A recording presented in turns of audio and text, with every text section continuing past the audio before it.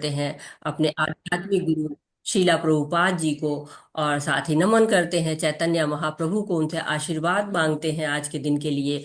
और साथ ही साथ अपने आचार्यों को, अपने जो है वो नमो निष्ठादास प्रभु जी को, जो श्री श्री राधा गोविंदा मंदिर के अध्यक्ष हैं और इस ऑनलाइन पाठ्यक्रम के जनक भी हो, जिनके द्वारा हम, उनके प्रयासों के द्वारा ही हम यहाँ पे इकट्ठे हो पा रहे हैं और भगवत गीता को सुन पा रहे हैं। अपने शिक्षा गुरुओं को, दीक्षा गुरुओं को और सभी आचार्यों को नमन करते हैं। और साथ ही साथ आप सभी भक्तों को पांचांग प्रणाम करते हैं, स्वागत करते हैं आपका। और हरे कृष्णा, सभी को हरे कृष्णा। शीला प्रभुपाद जी के द्वारा शीला प्रभुपाद जी की जय हो, हरे कृष्णा। तो 18वां अध्याय हम पढ़ रहे थे और 18वें अध्याय में हमने अभी तक भगवान ने हमको बताया हुआ है, त्याग के बारे में बताया, संन्यास के बारे में बताया हमको। और साथ ही साथ उन्होंने हमको बताया कि ये तीन गुणों में कैसे कर्म होते हैं, कैसे तीन गुणों में कर्ता कैसा होता है, तीन गुणों में कर्म कैसा होता है, ज्ञान कैसा होता है, धृति कैसी होती है। और साथ ही साथ हम सुख कैसा मिलता है जो तीन गुणों में, उनको जाना हमने। सुख का मतलब है कि जो कर्म फल हमको मिलते हैं। तो इस तरह से भगवान ने इन लोगों को बताने के बाद, गुणों के प्रभाव को बताने के बाद बताया कि ये गुणों में हम रहते तो हैं, लेकिन इनकी शुद्धि हो सकती है कैसे। वर्णाश्रम धर्म में जो कर्तव्य होते हैं उनके द्वारा शुद्धिकरण हो सकती है। तो चार वर्ण बनाए गए हैं भगवान के द्वारा, चातुर्वर्ण में सिस्टम गुण कर्म विभाग। तो सबसे पहले ब्राह्मणों के गुण बताए गए, जो कि शमो दमस तपस शौचम क्षांतिम राजर में क्षांतिम आर्जव मेव च ज्ञान विज्ञानम आसिक्तम ब्रह्म कर्म स्वभावजम। तो ये ब्राह्मणों के बताए गए 9 गुण बताए गए। क्षत्रियों के बताए गए कि 7 गुण होते हैं, वीरता होती है, संकल्प होता है, दक्षता होती है, उदार होते हैं और लीडरशिप का गुण होता है उनके अंतर्गत। वैश्यों और शूद्रों के लिए बताया गया कि जो वैश्य होते हैं वो कृषि गौरक्ष वाणिज्यम वैश्य कर्म स्वभावजम। जो कृषि है, गौर अच्छा है, व्यापार करना, ये वैश्यों का स्वाभाविक कर्म होता है। और शूद्रों का कर्म होता है परिचार्यात्मक कर्म, जो कि परिचर्या सेवा करना, अपने श्रम के द्वारा वो सेवा करते हैं। तो अपने अपने स्वधर्म के हिसाब से कार्य को करते रहना चाहिए। अपने जो वृत्तिपरक कार्य है, अर्थात जो वर्णाश्रम के द्वारा जो दिए गए कार्य हैं, उनके द्वारा हम पुरुषार्थ करते हैं, धर्म अर्थ काम और मोक्ष। और कभी कभी लोग कहते हैं कि अरे नहीं, ये वाला कर्म ज्यादा अच्छा है, वो कर्म कम अच्छा है। तो भगवान कहते हैं कि नहीं, कर्म जिस प्रकार अग्नि धुएं से आवृत रहती है, इसी तरह हर कर्म में अपना दोष होता है। लेकिन हमको उन दोषों की तरफ न देके अपने कार्य को करते रहना चाहिए, चाहे कितना भी दोषपूर्ण क्यों ना हो। तो फिर हमारे को क्या मिलता है, उन्नति मिलती है, आध्यात्मिक उन्नति मिलती है, हम मोक्ष तक पहुंच सकते हैं। तो यहाँ पर भगवान ने फिर जो है 49 से लेके और अब 55 तक गुह्य ज्ञान हमको दे रहे हैं। जो ब्रह्मन स्तर का ज्ञान है, आत्मा का ज्ञान है, या ज्ञान योग के द्वारा जो भगवान तक पहुंचने का मार्ग है, उसके बारे में हमको यहाँ पर भगवान बता रहे हैं। और हम 50 तक श्लोक तक पढ़ चुके थे। अब भगवान कह रहे हैं कि हे कुंती पुत्र, जिस तरह ये सिद्धि को प्राप्त हुआ व्यक्ति परम सिद्धावस्था अर्थात ब्रह्म को, जो सर्वोच्च ज्ञान की अवस्था है, प्राप्त करता है, उसका मैं संक्षेप में तुमसे वर्णन करूंगा, उसे तुम जानो। तो ज्ञान की चरम जो है, जो अवस्था है, वो ब्रह्म अवस्था है। और उस ब्रह्म अवस्था में जो आत्म साक्षात्कार जो होता है, ब्रह्म का जो है आत्म साक्षात्कार जो होता है, चरम जो होता है, ब्रह्म की अवस्था होती है, उसको कैसे प्राप्त किया जा सकता है, अब इसका वर्णन यहाँ पे हो रहा है। हरे कृष्णा। पढ़ने को दीजिए माता जी या प्रभु जी, जो भी। हरे कृष्ण। माता जी आप दे दीजिए, दे दीजिए। नहीं, आप कीजिए प्रभु जी, 4 बजे नहीं तक नहीं, कोई नहीं मैं माता जी, आप कर लीजिए, कोई प्रॉब्लम नहीं है। ईश्वरी हरि माता जी बोल। आप कर थैंक यू। लीजिए। आशा हरे काला कृष्ण माता जी प्रभु। पढ़िए, और जलेंद्र प्रभु जी जो है अनुवाद पढ़ लेंगे। 5 श्लोक करिए एक बार में आशा बस। कांडा माता जी अनुवाद पढ़ेंगी जहां तक मुझे मालूम है। अच्छा, नहीं माता जी मेरे को ज्यादा पता नहीं है, माता जी को पता है।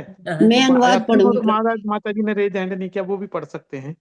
अत्रही माता रेणु जी आप माता शुरू जी कर ने दिए पढ़ श्लोक। हरे और कृष्ण माता जी, मैं कर रहे हैं माता जी हाँ चलिए। शुरुआत। आप हाँ पढ़िए जी। माता जी, 5 श्लोक पढ़िए। और आशा माता जी आप ओम अनुवाद पढ़िए। श्री हाँ माता जी अरे, परमात्मनि नमः। अथ अष्टादश अध्यायः। बुद्ध्या विशुद्धया युक्तो नित्यात्मानं नियम्य च शब्दादीन् विषयान् त्यक्त्वा रागद्वेषौ बुधश्च च विविक्तशीबिलघ्वाशी जतो वाक्काय मानसखा ध्यानयोगपरो नित्यं वैराग्यं समुपाश्रितः अहंकारं बलं दर्पं कामं क्रोधं परिग्रहं विमुच्य निर्ममो शांतो ब्रह्मभूयाय कल्पते। हरे कृष्णा। हरे कृष्णा जी। शील प्रभुपाद जी की जय। शील प्रभुपाद जी के द्वारा हरे कृष्णा। सभी को हरे कृष्णा जी। अपनी बुद्धि से शुद्ध होकर तथा धैर्य पूर्वक मन को वश में करते हुए इंद्रिय तृप्ति के विषयों का त्याग कर राग तथा द्वेष से मुक्त होकर जो व्यक्ति एकांत स्थान में वास करता है, जो थोड़ा खाता है, जो अपने शरीर मन तथा वाणी को वश में रखता है, जो सदैव समाधि में रहता है तथा पूर्णतः विरक्त, मिथ्या अहंकार, मिथ्या शक्ति, मिथ्या गर्व, काम, क्रोध तथा भौतिक वस्तुओं के संग्रह से मुक्त है, जो मिथ्या स्वास्थ्य की भावना से रहित और शांत है, वह निश्चय ही आत्म साक्षात्कार के पद को प्राप्त होता है। हरे कृष्णा जी। हरे कृष्णा। तो कैसे पाएंगे जो है अवस्था को कैसे प्राप्त करें? तो मन पर इंद्रियों पर नियंत्रण करके, जब बुद्धि सुबुद्धि हो जाती, सुमति हो जाती है, तो ये अवस्थाएं चार तरह से आती हैं। एक तो होती है जब शुरू शुरू की अवस्था होती है, नियंत्रण ही नहीं होता है, असहाय अवस्था होती है।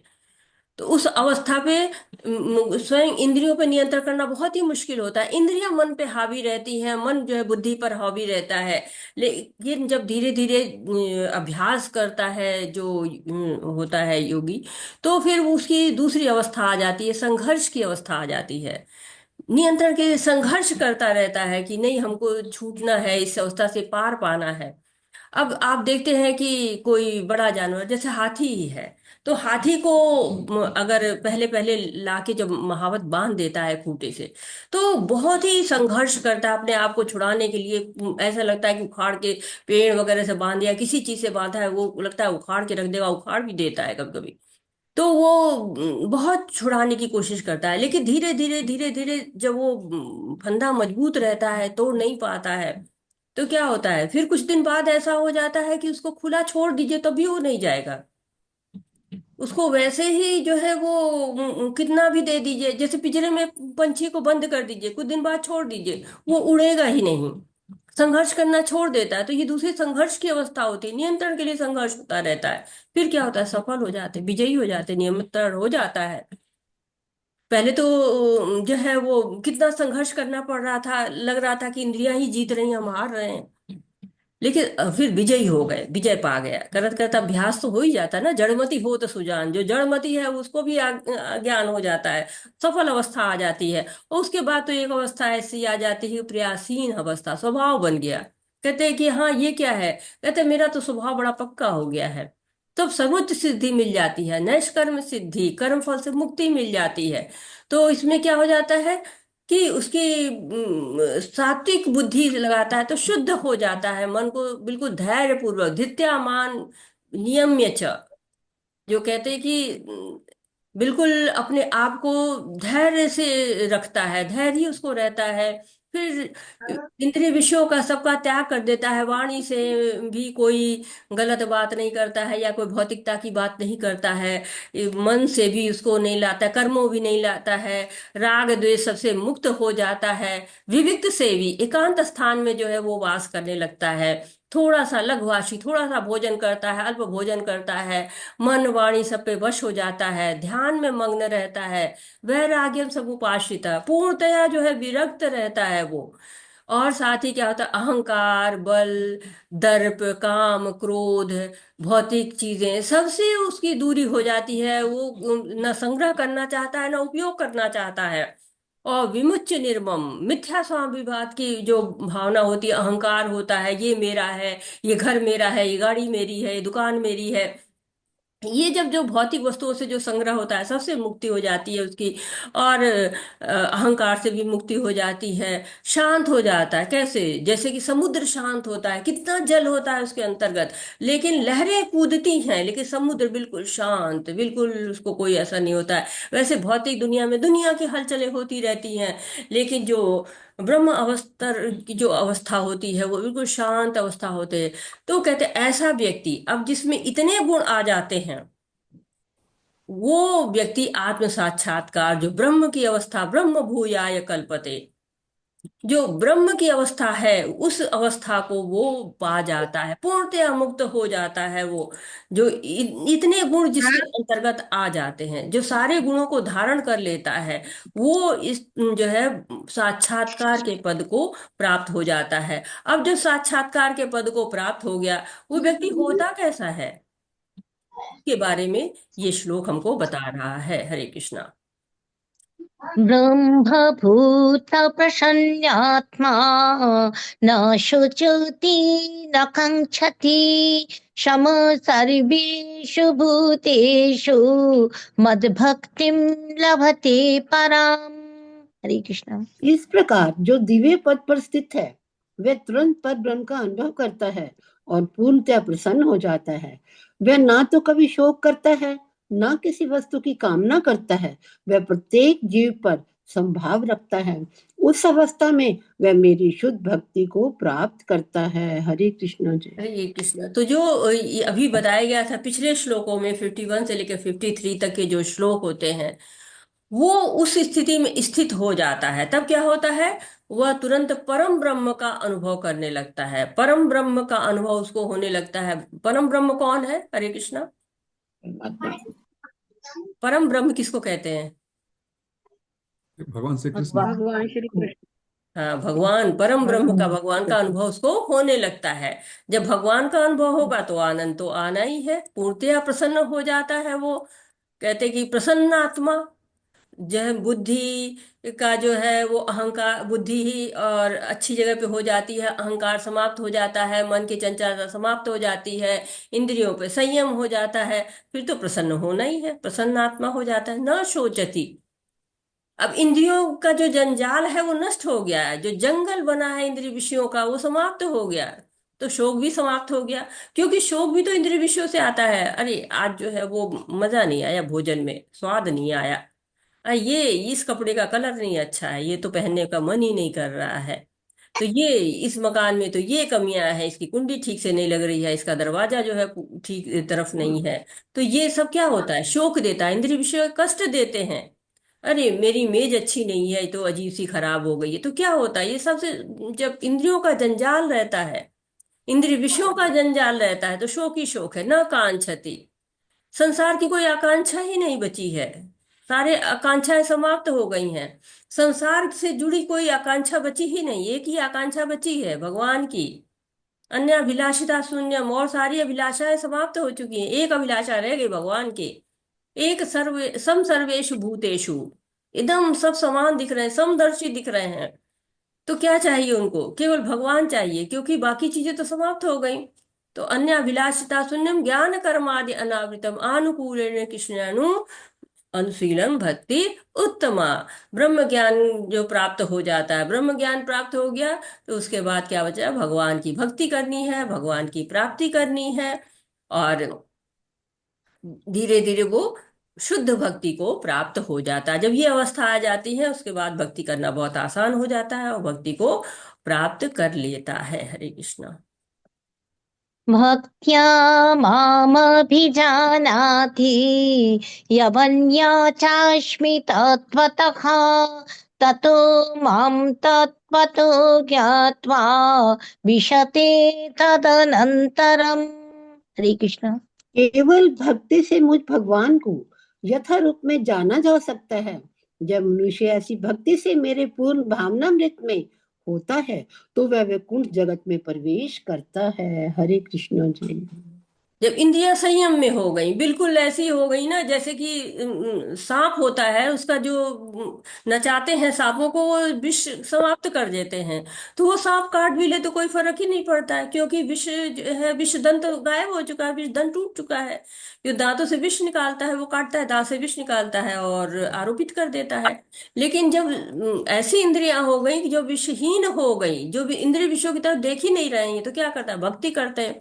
और भक्त क्या करता है, केवल भगवान को जान सकता है, और भगवान ने भी छूट उन्हीं को दे रखी है। घर का दरवाजा सबके लिए नहीं खोलते हैं, हम जिसको जानते हैं ना उसी के लिए दरवाजा खोलते हैं कि अंदर आ जाओ, नहीं तो बाकी को कहते हैं नहीं नहीं आप तो बाहर, आपको तो हम जानते नहीं। तो भाई हम अनजानों को घर में घुसाते नहीं। तो भगवान भी कहते हैं कि हम, मैं भगवान भक्तों को ही कहते हैं कि वही मुझे तत्वतः जानता है, वही जानता है कि हमारा बेडरूम कहाँ है, हमारा किचन कहाँ है, हमारा जो है वो सोफा कहाँ रखा है और ड्रेसिंग टेबल कहाँ रखा है, ये उसी को पता है, भक्त को ही पता है। तत्वतः जानता है वो। और जब तत्वतः जान जाता है भगवान को कि भगवान है कौन, परम सत्य है कौन, परम सत्य की तीसरी अवस्था तक पहुंच जाता है वो, तो उसका न पुनर्जन्म होता है, न कष्ट होता है, न वो इस जीवन में बद्ध होता है। कहते कि भगवान का जो है दर्शन करता है, उनकी नित्य लीलाओं में प्रवेश कर लेता है। क्योंकि भगवान का स्वरूप होता है, जो विभूतियां हैं, जो ऐश्वर्य से संपन्न है भगवान, उसका दर्शन होने लगता है। भगवान उसको नित्य लीलाओं में अपने, जैसे कि होता है ना घर में आए तो हाँ चलिए आप किचन में मेरा हाथ बटाइए, वैसे भगवान भी जो है वो नित्य लीलाओं में अपने कहते हैं कि हाँ आप हमारे साथ रह सकते हैं, आप हमारे साथ भोजन कर सकते हैं, आप हमारे साथ लीलाओं में आप पार्षद बन के आ सकते हैं। श्रीधर स्वामी कहते हैं ना कि मुक्ता अपि लील्या विग्रह कृत्वा भगवान भजन्ते। तो जब भगवान की भजन करते हैं तो मुक्त हो जाते हैं, और मुक्त हो जाते हैं तो आप लीला विग्रह हो जाते हैं, लीलाओं में जो है विग्रह बन जाते हैं, आप एक पार्टिसिपेट बन जाते हैं। विशते तदनंतरम, भगवान को जानकर उनमें लीन नहीं होते हैं, भगवान को जानकर उनके धाम में प्रवेश करते हैं, उनकी लीलाओं में प्रवेश करते हैं, उनको तत्वतः जान जाते हैं। तो ये भगवान जो है भक्तों को ही देते हैं, ये सुख देते हैं, भक्तों को ही ये आपको अधिकार देते हैं कि हाँ वो कर सके। यहाँ पे कहा गया है, इसका अर्थ यह है कि मुक्ति के बाद भक्ति योग चलता रहता है। श्रीमद् भागवत में वास्तविक भक्तिमय मुक्ति की जो परिभाषा दी गई है, उसके अनुसार यह जीव का अपने स्वरूप या अपने निजी स्वाभाविक स्थिति में पुनः प्रतिष्ठापित हो जाना है। स्वाभाविक स्थिति की व्याख्या पहले ही की जा चुकी है। ये स्वाभाविक स्थिति क्या होती है, जीव की स्वाभाविक स्थिति क्या होती है? हरे कृष्णा। कृष्ण नित्य दास। कृष्ण कृष्ण नित्य दास। कृष्ण का नित्य दास। बिल्कुल सही कह रहे हैं। तो प्रत्येक जीव परमेश्वर का अंश है, अतः उसकी स्वाभाविक स्थिति सेवा करने की है। मुक्ति के बाद यह सेवा कभी रुकती नहीं। वास्तविक मुक्ति तो देहात बुद्धि की भ्रांत धारणा से मुक्त होना है। तो जब ये अवस्था आ जाती है मुक्ति की जैसी अवस्था, क्योंकि संसार से उसका कोई संबंध नहीं रह गया, मुक्त हो गया संसारिक जीवन से एक तरह से, तो वो क्या करता है, भक्ति करता है, केवल भगवान की भक्ति करता है, और भगवान के धाम के लिए जाने के लिए अपनी योग्यता को बढ़ाता है। हरे कृष्णा। हरे कृष्ण। ईश्वरी माता जी आप श्लोक पढ़िए और सुनीता माता जी आप अनुवाद पढ़िए। धन्यवाद कृष्णा माताजी। धन्यवाद माता जी, आदर प्रणाम। चेतसा सर्वकर्माणि, सॉरी, सर्वकर्माण्यपि सदा कुर्वाणो मध्यवाप्श्रयः मत्प्रसादात् वाप्नोति शाश्वतं पदम् अव्ययम्। हरे कृष्ण। हरे कृष्ण। मेरा शुद्ध भक्त मेरे संरक्षण में समस्त प्रकार के कार्यों में संलग्न रहकर भी मेरी कृपा से नित्य तथा अविनाशी धाम को प्राप्त होता है। हरे कृष्ण माता जी। हरे कृष्णा। तो वर्णाश्रम धर्म का पालन कर रहे हैं, कर्म योग कर रहे हैं, कि ज्ञान योग कर रहे हैं, कि कष्टांग योग कर रहे हैं, जो कुछ भी कर रहे हो, लेकिन भक्ति किसी पर आश्रित नहीं है। आप उसके माध्यम से कर सकते हैं भगवान, लेकिन भक्ति अकेले ही क्षमता रखती है कि किसी की भी प्रगति हो जाए उसके द्वारा। तो भगवान जो है वो अभी तक, इसके पहले 54 तक भगवान मद मेरा की बात नहीं कर रहे थे, लेकिन अब भगवान माँ मद मत की बात करना शुरू कर दिया उन्हें। मद आश्रय, मेरा आश्रय लो, मत प्रसादा, मेरी कृपा को प्राप्त करो। भगवान जो है देखिए कितनी बार, दो दो बार तो यही मत कह रहे हैं। इसके पहले के श्लोक में भी उन्होंने कह रहे थे, अभी शुरू किया है भगवान ने कहना। और जो है कह रहे हैं कि मेरा आश्रय लो, मेरा प्रसाद लो। तो ये भगवान की जो है वो कृपा बरस रही है। भगवान जो है कह रहे हैं कि ये मेरा आश्रय, मेरी प्रसाद, मेरी कृपा पवित्र करेगा तुमको, शुद्धि प्रदान करेगा तुमको, तुम्हारी स्थिति को दृढ़ करेगा, तो भगवत धाम पहुंचा देगा, मुक्ति कर देगा। तो ये भगवान की भक्ति की विशेषताएं हैं। भगवान जो है वादा कर रहे हैं कि ये जीव जो स्वरूप है, दासत्व को जो प्राप्त कर ले रहे हैं, अपने स्वरूप को, जो दास का स्वरूप है, कहते हैं गोपी भक्त पदम कमल दासा दासानुदास। तो जो गोपी भक्त जो है भक्त हो जा रहा है पद्म कमल का, जो उनके भगवान के चरणों का, वो जो है दासानुदास हो जाता है। अब कोई नौकरी करता है तो क्या करता है? पैसा लेगा तो काम करेगा, पैसा नहीं मिलेगा नहीं करेगा। देखिए दास तो क्या है, दास तो बस मालिक की कृपा पे जो दे दे। दास तो अधिकार नहीं मांगता ना, मुझे ये दे दो, मुझे वे दे दो, नहीं। दास तो बिल्कुल बस जो है मालिक जो दे दे उसी के लिए कहता है कि हजूर माई बाप यही सही है, जो आपने दिया यही अच्छा है। तो जो भगवान की इस तरह से स्वरूप को प्राप्त कर सेवा करता है, वो क्या होता है? भगवान की कृपा से नित्य और अविनाशी धाम को पहुंचता है। हरे कृष्णा। हरे कृष्णा। चेतसा सर्वकर्माणि मयि सन्न्यस्य मत्परः बुद्धियोगमश्चित्ता सततं भव। हरे कृष्णा। हरे कृष्ण।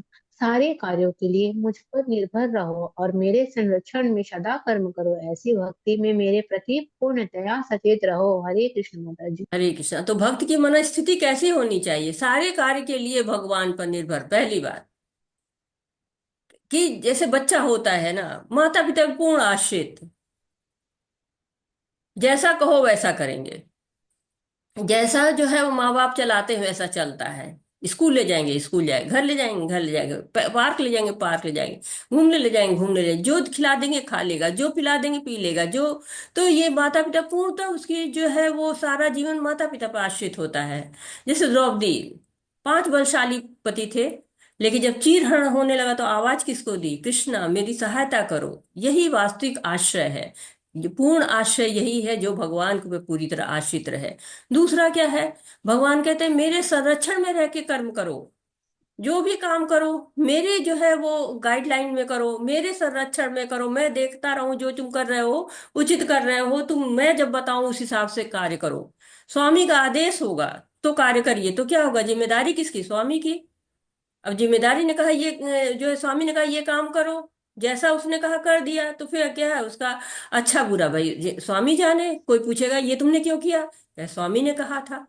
और तीसरा क्या है? भक्ति के प्रति सचेत रहना चाहिए, सचेत होकर करना चाहिए, उत्साह रख के करना चाहिए, निश्चय रख के करना चाहिए। कहते हैं ना उत्साह निश्चया धैर्य तत्त कर्म प्रवर्तनात्। तो भगवान के कार्य को क्या करना चाहिए? बुद्धि लगा के कर्म करना चाहिए, सचेत होकर कर्म करना चाहिए, जैसा भगवान ने कहा वैसा कर्म करना चाहिए। तो उससे क्या होता है? कर्म बंधन नहीं लगता है, कर्म से मुक्त होते हैं। हरे कृष्णा। हरे कृष्णा। मच्चित्त सर्वदुर्गाणि मत प्रसाद तरिष्यसि अथ चेत्त्वम् अहङ्कारान् श्रोष्यसि विनक्ष्यसि। हरे कृष्णा। हरे कृष्ण। यदि तुम मुझसे भावना भावित होगे तो मेरी कृपा से तुम बद्ध जीवन के सारे अवरोधों को लांघ जाओगे। लेकिन यदि तुम मिथ्या अहंकार वश ऐसी चेतना में कर्म नहीं करोगे और मेरी बात नहीं सुनोगे तो तुम विनष्ट हो जाओगे। हरे कृष्ण।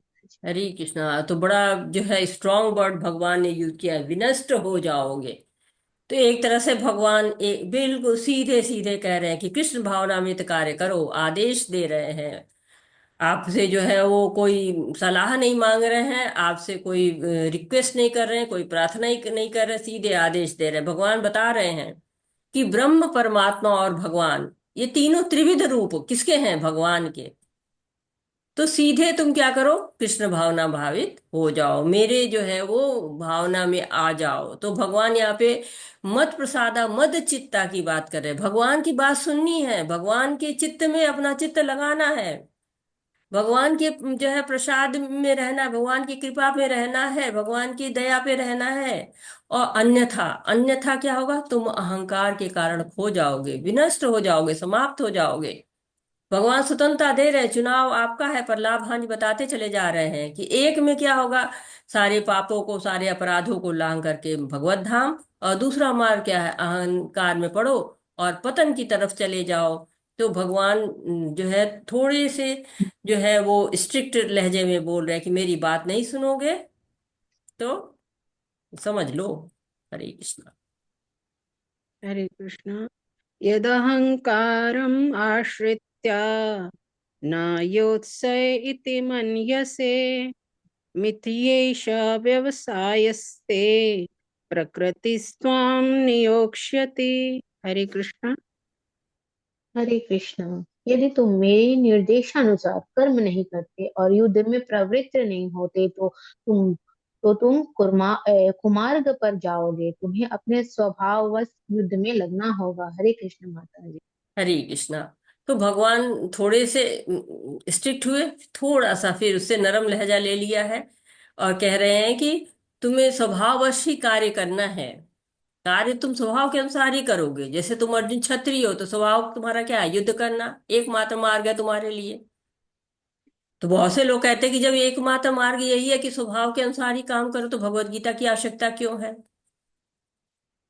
क्योंकि पहले अर्जुन ने मना किया था तो भगवान ने कहा तुम क्षत्रिय हो, तुम्हारा स्वभाव है युद्ध करना। तो भगवत गीता हमको बताती क्या है? क्या कहती है भगवत गीता? कहती है कि सही जगह पे, सही समय पे और सही कारण से और सही चेतना से कार्य करो। स्वभाववश कार्य करना है तुम्हें, लेकिन चेतना तुम्हारी सही जगह पे होनी चाहिए, सही समय पे होनी चाहिए, सही कारण पे होनी चाहिए। जैसे एक सिपाही होता है, उसको अगर उसका वो जो है ऊपर का जो कैप्टन है आदेश देता है, तो सही तरीके से सही स्थान पे जाके सही दुश्मन को ही मारता है, अपनों को नहीं मार आता है, तो उसको मेडल मिलता है। परंतु यदि पड़ोसी को मार जाए तो क्या होता है? फांसी मिल जाती है। तो कहते कि मनुष्य अपनी प्रकृति से हारता है, जो प्रकृति प्रबल होती है, स्वभाव प्रबल होता है, लेकिन सही ज्ञान से सही कार्य करेंगे। जैसे कि अर्जुन है, अर्जुन अगर जंगल में भी चला जाएगा तो उसको वहां पर भी युद्ध ही करना होगा, क्यों? वहीं पर देखेगा कि किसी के साथ जो है अन्याय हो रहा है, तो वहीं पर उस हिसाब से कार्य करने लगेगा। हरे कृष्णा। पढ़ते हैं। हरे कृष्ण। स्वभावजेन कौन्तेय निबद्धस्वेन कर्मणा कर्तुं नेच्छसि यन्मोहात् करिष्यसि अवशोऽपि तत्। हरे कृष्ण। हरे कृष्ण। इस समय तुम मोहवश मेरे निर्देशानुसार कर्म करने से मना कर रहे हो, लेकिन हे कुंती पुत्र, तुम अपने ही स्वभाव से उत्पन्न कर्म द्वारा बाध्य होकर वही सब करोगे। हरे कृष्ण माता जी। हरे कृष्णा। कि जो 59 श्लोक में भगवान कह रहे थे उसी भाव को आगे बढ़ा रहे हैं और कह रहे हैं अर्जुन से कि तुम सोच रहे हो कि तुम युद्ध नहीं करोगे, तो तुम ऐसा है कि कभी युद्ध ही नहीं करोगे क्या? जंगल में चले जाओगे तो बैठे रहोगे, युद्ध नहीं करोगे? नहीं, तुम कहीं भी जाओगे, तुम्हारा स्वभाव है युद्ध करना, तो तुमको कोई ना कोई दिख ही जाएगा जिसकी तुमको रक्षा करनी है, या जिसको जरूरत है, जो धर्म के पक्ष में है और कोई अधर्मी उसको तंग कर रहा है, तो वहां भी स्वभाव के अनुसार अपनी युद्ध करना शुरू कर दोगे। तो इससे अच्छा है कि मैं कह रहा हूं मेरे अनुसार जो है ये युद्ध करो। कहने का मतलब ये है भगवान के। तो एक साधु था, एक बिच्छू था। साधु स्नान कर रहे थे और नदी में एक बिच्छू डूब रहा था। साधु को लगा कि बिच्छू डूब जाएगा, मैं इसको बचा लूं। तो उसको हाथ पे रख लेते हैं और सोचते हैं कि इसको किनारे पे, तट पे रख दो, चला जाएगा। लेकिन वो बिच्छू काट लेता है। अब जैसे काटता है, बहुत जोर से डंक लगता है, साधु के हाथ से फिर छूट जाता है, फिर वो डूबने लगता है। फिर साधु जाते हैं बचाने के लिए, तो बार बार यही होता रहता है कि वो बिच्छू डूब रहा है, साधु उसको बचा रहे हैं और वो बार बार डंक मार रहा है। तो कोई कह रहा है कि जो देख रहा था कोई व्यक्ति वहां पास में, तो कह रहा है कि आप ऐसा क्यों कर रहे हो? बिच्छू आपको इतना काट रहा है, आप उसको बार बार बचाने जा रहे हैं, छोड़िए, डूबने दीजिए। तो साधु ने कहा कि इसका स्वभाव डंक मारना है, मेरा स्वभाव इसको बचाना है, तो जब ये अपना स्वभाव नहीं छोड़ रहा तो मैं अपना स्वभाव क्यों छोड़ूं? तो भगवान कह रहे हैं कि हाँ, स्वभाव बस वही कार्य करोगे, वही कार्य करने के लिए बाध्य होगे। ऐसा नहीं है कि जो है वो नहीं करोगे तक नहीं है, बाध्य होकर करोगे। हरे कृष्णा। हरे कृष्ण। ईश्वरः सर्वभूतानां हृदेषु अर्जुन तिष्ठति भ्रामयन् सर्वभूतानि यन्त्रारूढानि मायया। हरे कृष्ण। हरे कृष्ण। हे अर्जुन, परमेश्वर प्रत्येक जीव के हृदय में स्थित है और भौतिक शक्ति से निर्मित यंत्र में सवार की भांति बैठे समस्त जीवों को अपनी माया से घुमा भरमा रहे हैं। हरे कृष्ण माता जी। हरे कृष्णा। तो बड़ा सुंदर सा श्लोक ये है कि भगवान जो है कहाँ पे है, हृदय में स्थित है। इसके पहले भी एक श्लोक आता है जहां भगवान कहते हैं कि मैं हृदय में स्थित हूँ। कहाँ पर है, किसी को याद है? हाँ जी। 8वां। हरे कृष्णा, किसी को माता याद है जी कि? अहम सर्वस्व प्रभव। हरे कृष्ण माता जी अहम सर्वस्व प्रभव मत सर्व प्रवर्तते। सर्वस्य चाहं हृदि सन्निविष्टो मतः स्मृतिर्ज्ञानं पोहनं च। 15.15 माता जी। जी बिल्कुल सही कह रहे हैं। तो अब मेरा अगला प्रश्न है कि आत्मा रहती कहाँ पर है? भगवान तो हृदय हृदय में रहते हैं परमात्मा कह दिया उन्होंने, आत्मा कहाँ रहती है? माता जी दोनों उनके आत्मा साथ में रहती है बिल्कुल। बिल्कुल संग संग बांध के चलती है। नहीं, कहते हैं माता जी के साथ में रहते हैं, दोनों बिल्कुल साथ में रहती हैं आत्मा परमात्मा के। जी हाँ बिल्कुल, हमने ये नहीं पूछा था, हमने पूछा था आत्मा कहाँ रहती है। परमात्मा कहाँ रहते हैं वो अलग चीज है, आत्मा कहाँ रहती है? हृदय में। हृदय माता में। जी हृदय। हृदय में। आ- आत्मा तो इस देह में रहती है ना माता जी। क्या लिखा है हृदय श्लोक में, क्या लिखा है? देह तो बेकार है, हृदय में। नहीं, श्लोक में क्या भगवान ने बताया है? श्लोक में क्या बता रहे हैं भगवान, कहाँ रहते हैं? हृदय में ईश्वर स्थित रहते हैं। सर्वभूत हृदय में स्थित रहते हैं। हृदय में रहते हैं। हृदय में रहते हृदय देशे। हैं। हम्म। हृदय के देश में रहते हैं। ईश्वर सर्वभूत, ये हृदय में कहा जाता है इसलिए कि हम लोग को आसानी से बताने के लिए। लेकिन यहाँ क्या बता रहे, ईश्वर सर्वभूतानां हृदयेशे अर्जुन तिष्ठति। जो आत्मा रहती है ना वो हृदय के क्षेत्र में रहती है, हृदय के अंदर नहीं रहती है। में का मतलब होता है कि अंदर घुस जाती है, जहां पंप कर रहा है वहीं घुस जाती है, वहीं पर रहती है। तो कह रहे कि नहीं, हृदय क्षेत्र, हृदय के क्षेत्र में रहती है, हृदय में नहीं रहती है। हृदय के क्षेत्र में निवास करती है। इसको दो तरह से हम समझ सकते हैं। एक तो हम ये समझ सकते हैं कि जैसे कि हम जीव विज्ञान में पढ़ते हैं ना कि हृदय पंप करता है और खून को सारे शरीर में, हृदय में यहाँ से वहां पहुंचाता है, तो हम एक ये समझ सकते हैं कि उस क्षेत्र में रहती है जहाँ पे ये सब कार्य होता है। दूसरा, इसको हम अलंकार के रूप में, लक्षण के रूप में समझ सकते हैं। जैसे कि आप देखते हैं लोग बताते हैं कि हृदय में तीर लगा के बताते हैं कि हाँ मतलब काम जो है वो कामनाएं हो गई हैं एक दूसरे के प्रति। तो ये अगर आप वास्तविक जो हृदय है उसमें तो आप तीर मार दो तो काम से गए, जीवन लीला समाप्त हो जाएगी। और दूसरा है कि हृदय में भावनाएं उमड़ती रहती हैं। भावनाएं, तरह तरह की भावनाएं हमारी आती हैं, आती दोनों तरह से हम जो है वो हम हृदय को जानते हैं यहाँ पे। तो कि ये आत्मा जो हृदय क्षेत्र में रहती है ना, ये पूरे शरीर को यंत्र बना देती है।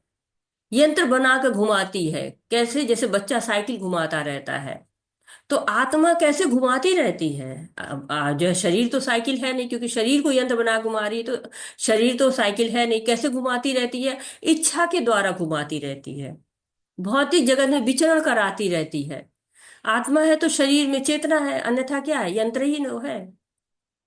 ऐसा यंत्र है जो हिलेगा ही नहीं, लेकिन जब जहां चेतना आ जाती है वो यंत्र चलने लगता है, घूमने लगता है यहां से वहां, और आत्मा उसको घुमाने लगती है।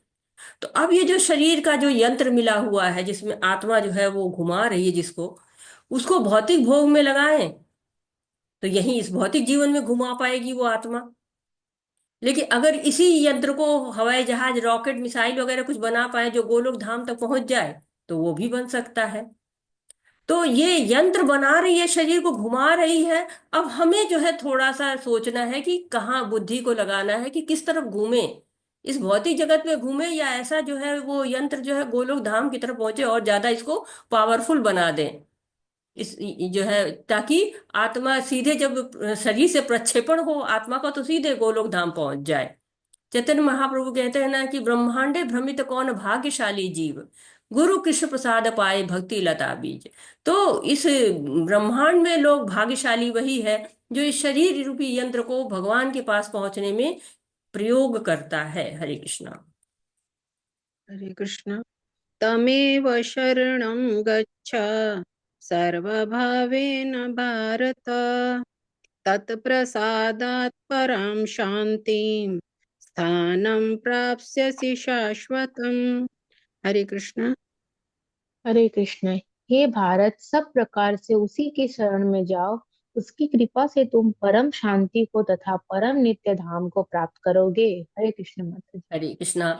तो इसके पहले भगवान ने किसके बारे में बात किया था? हृदय देश से कौन रहता है? आत्मा के बारे में। आत्मा रहती है। और कौन रहता है साथ में? इस भगवान परमात्मा। परमात्मा। परमात्मा रहते हैं। तो अब भगवान क्या कह रहे हैं? भगवान जो है वो कह रहे हैं तुम सब प्रकार से उसी की शरण में जाओ। किसकी? परमात्मा की शरण में जाओ। भगवान के जो की शरण में जाओ। एक तरह से निष्कर्ष बता रहे हैं कि यदि हम कृष्ण के अनुसार कार्य नहीं करते हैं तो हम इस भौतिक जगत में ये यंत्र घूमता रहेगा, खो जाएंगे, घूमते रह जाएंगे, और हमारा स्वभाव न चाहते हुए भी उसी कार्य को करने के लिए बाध्य हो जाएगा, जैसा कि इसके पहले श्लोक में कह चुके हैं अर्जुन को। परंतु भगवान हमारा कल्याण करते हैं और कल्याण करना चाहते हैं, इसीलिए भौतिक जगत में तरह तरह के रूप धर के आते हैं ताकि हमारा कल्याण हो, हम जो है वो नित्य धाम को प्राप्त करें। उसकी शरण में जाओ, शरण करो। जब एक ये भी है बिना शरणागति के नहीं होगा, और दूसरा है भगवान हमारे कल्याण के लिए रास्ते बता रहे हैं, विभिन्न विभिन्न रूप धर के आते हैं, अर्च विग्रह का रूप धर के आते हैं, कृपा करते हैं। एक तरह से उन्होंने हमारे पर कृपा की है कि हमको अर्च विग्रह की तरह जानो। और अर्च विग्रह क्या है? अभिन्न है भगवान से। प्लीज म्यूट रहें। तो अभिन्न है भगवान से, जो है जो अर्च विग्रह है। अंतर्यामी के रूप में क्षीरोदक्षाई विष्णु हर अणु परमाणु में प्रवेश करते रहते हैं। अवतारों के रूप में आते हैं, पार्षदों के रूप में आते हैं, स्वयं व्यूह अवतार में है, जो है वो वासुदेव, संकर्षण, प्रद्युम्न, अनिरुद्ध। और पार्षद के रूप में आपके देखिए नंद, वासुदेव, लक्ष्मण, जो है वो भरत, शत्रुघ्न, दशरथ, जो है कैकेयी, कौशल्या। तो ये सब लोग क्या है? भगवान के पार्षद के रूप में आते हैं। तो भगवान कितनी कृपा करते हैं हमारे ऊपर कि हमको किसी न किसी तरह से, किसी न किसी रूप में उनको भज के, उनकी शरणागति होकर भगवान के पास पहुंचे। हरे कृष्णा। हरे कृष्ण। इति ते ज्ञानम् आख्यातं गुह्याद् गुह्यतरं मया, विमृश्य एतद् अशेषेण यथा इच्छसि तथा कुरु। हरे कृष्ण। हरे कृष्णा। माता जी, स्क्रीन पे नहीं आ रहा है। इस प्रकार मैंने तुम्हें गुह्यतर ज्ञान बतला दिया, इस पर पूरी तरह से मनन करो और तब जो चाहो सो करो। हरे कृष्ण माता जी। हरे कृष्णा। तो भगवान ने पहले क्या बताया? गुह्य ज्ञान बताया। क्या बताया गुह्य ज्ञान में?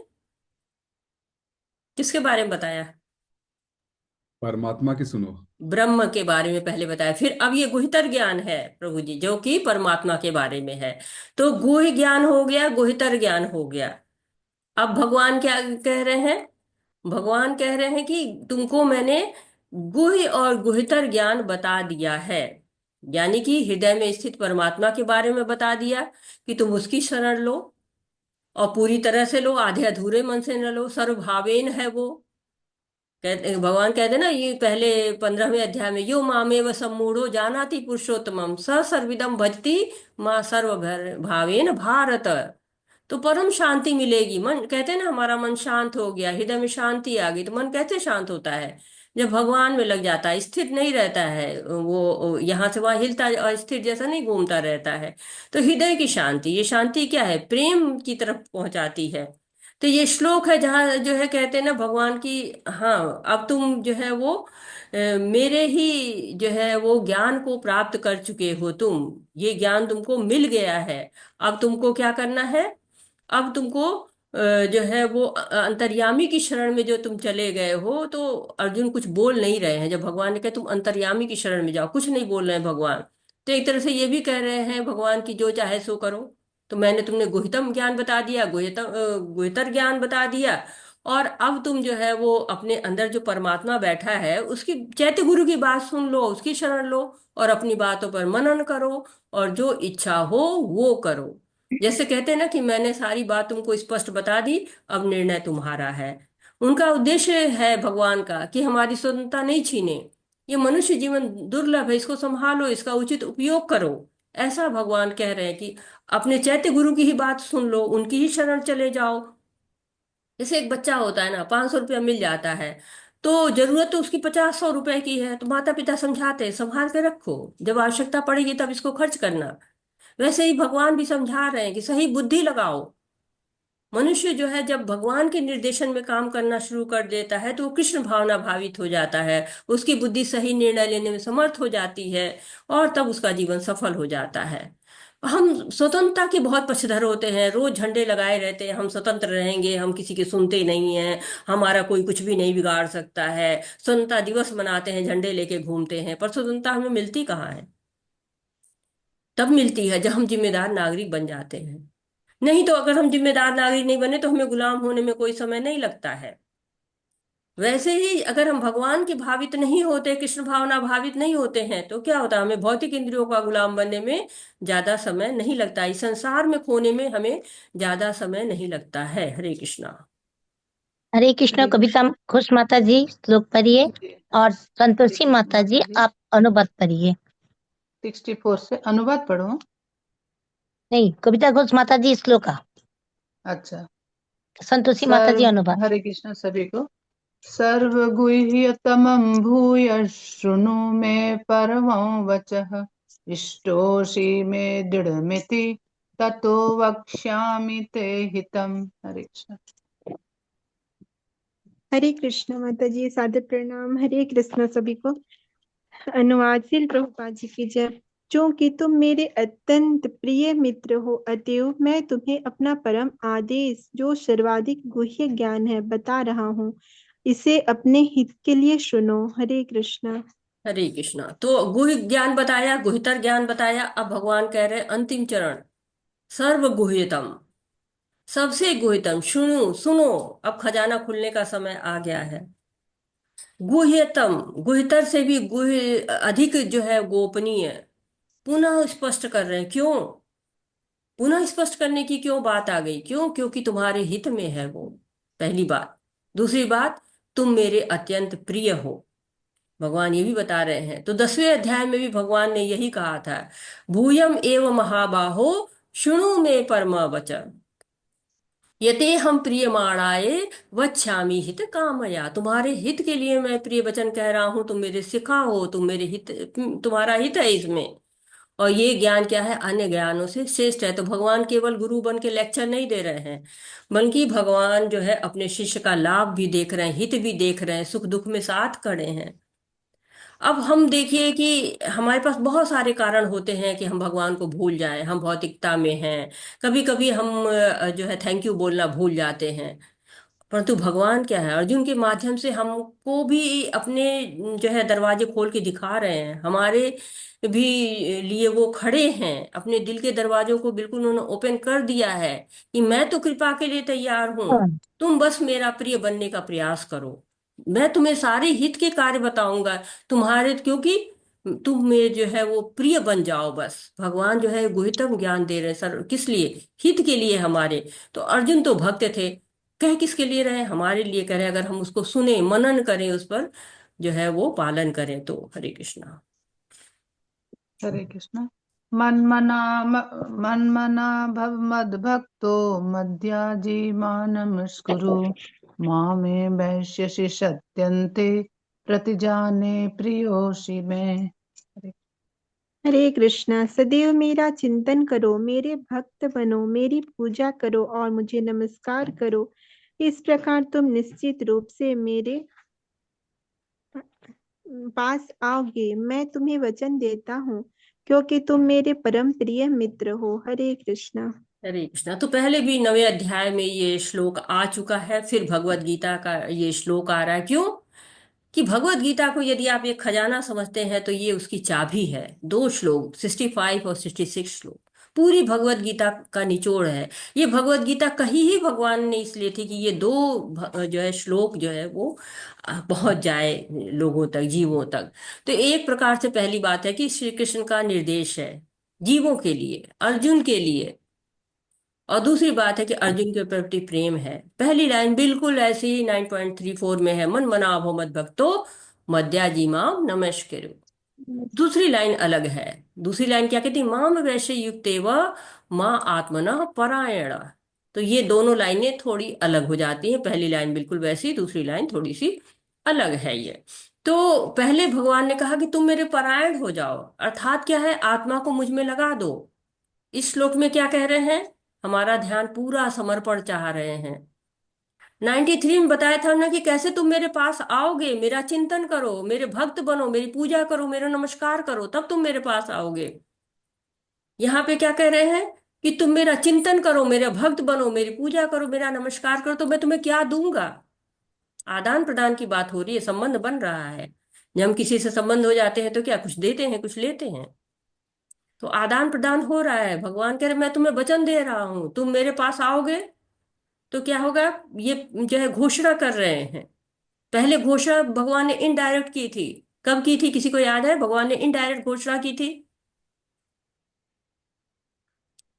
क्या की थी, किसी को याद है, और कब की थी। मेरे भक्तों का कभी नाश नहीं होगा माता जी, ऐसे करके। हाँ बिल्कुल सही कह रहे हैं। योगक्षेमम वहाम्यम माता जी, योगक्षेमम वहाम्यम कहते हैं।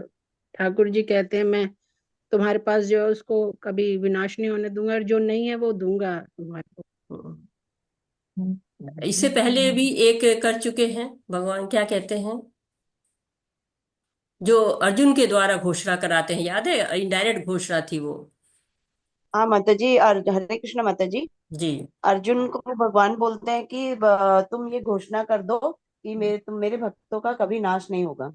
जी हाँ बिल्कुल, क्षिप्रम भवति धर्मात्मा शश्वत शांति निगच्छति कौन्तेय प्रतिजानहि न मे भक्ति प्रणश्यति। घोषणा कर दो अर्जुन तुम कि मेरे भक्त जो है वो कभी उनका विनाश नहीं होता है, मैं हमेशा उनकी रक्षा करता हूँ। और यहाँ पर भी वही प्रतिजाने कह रहे हैं, प्रतिजाने, यानी कि माम वेशी सत्यम ते प्रतिजाने प्रियोसी में। तो भगवान जो है वो वायदा कर रहे हैं, प्रतिज्ञा कर रहे हैं, घोषणा कर रहे हैं कि तुम मेरे चिंतन करो, मेरा भक्त बनो, मेरी पूजा करो, मुझे नमस्कार करो, तो क्या होगा, मैं वचन देता हूं तुम मेरे पास आओगे। क्यों, फिर जो है भगवान बता दे रहे क्यों, क्योंकि तुम मेरे प्रिय मित्र हो। तो भगवान मित्रता को पूरी तरह से जो है दे रहे हैं कि करना क्या है, परम प्रिय मित्र बन जाओ, बस सारा काम बाकी जो है वो भगवान करेंगे। तो आओ उनके पास, उनकी शरणागति लो, तब भगवान आपको अपना प्रिय मित्र बना लेंगे और आपकी सारी बातों का ध्यान रखेंगे। हरे कृष्णा। हरे कृष्ण। सर्वधर्मान् परित्यज्य मामेकं शरणं व्रज, अहं त्वां सर्वपापेभ्यो मोक्षयिष्यामि मा शुचः। हरे कृष्णा। समस्त प्रकार के धर्मों का परित्याग करो और मेरी शरण में आओ, मैं समस्त पापों से तुम्हारा उद्धार कर दूंगा, डरो मत। हरे कृष्णा। कृष्णा। तो भगवान कह रहे हैं कि सारे धर्मों को छोड़ दो, सर्व धर्मान परित्यज्य। तो किस धर्म को छोड़ने की बात कर रहे हैं भगवान, कौन सा धर्म छोड़ के आना है भगवान के पास। हरे कृष्णा माता जी, लौकिक धर्म जो है वो सब छोड़ने माता की जी मोह ठाकुर जी। माया वगैरह तो धर्म यही है। हाँ बिल्कुल, लौकिक धर्म छोड़ देने हैं, मोह माया सब छोड़ देना है। और कुछ, अपने इतना स्वधर्म पानी ला के दे दो मैं दादी। हरे मैं बताऊं, जी बताइए। आसक्ति भौतिक जीवन से। बहुत ही जीवन से आ सकती है, बिल्कुल भगवान की सब कह रहे हैं कि सब छोड़कर आ जाओ मेरे पास। जैसे होता है ना, प्रेम हृदय से होता है, कहते हैं ना एक ही दिल है किस किस को दूं, तो भगवान कह पूरा हृदय छोड़, मतलब मुझे चाहिए, सब छोड़ के आ जाओ, जितनी अपना सांसारिकता है स्वधर्म छोड़ दो। सब कुछ छोड़ के आ जाओ। जो भी तुम्हारे जो आसक्तियां हैं, जो तुम्हारा मद मोह मत्सर है, सब छोड़ के आ जाओ। तो ऐसा नहीं है कि आपको माता पिता को जो है वो उनको आदर नहीं देना है, ये जो पार्षद है भगवान के, देवी देवता है, उनको आदर नहीं देना है, उनको भी देना है, पर भगवान के हृदय की तो मुझे ही दो। पूर्ण रूप से सारे धर्मों को छोड़कर मुझसे जुड़ो, शरणागत हो जाओ मेरी, सर्वधर्मान परित्यज्य। ये नहीं कह रहे कि धार्मिकता छोड़ दो और धार्मिक हो जाओ, नहीं, ऐसा धर्म करो जो भगवान से जोड़े, उनकी शरण में ले जाओ। भगवान कह रहे हैं कि ऐसा करोगे तो मैं सारे पापों को नष्ट कर दूंगा।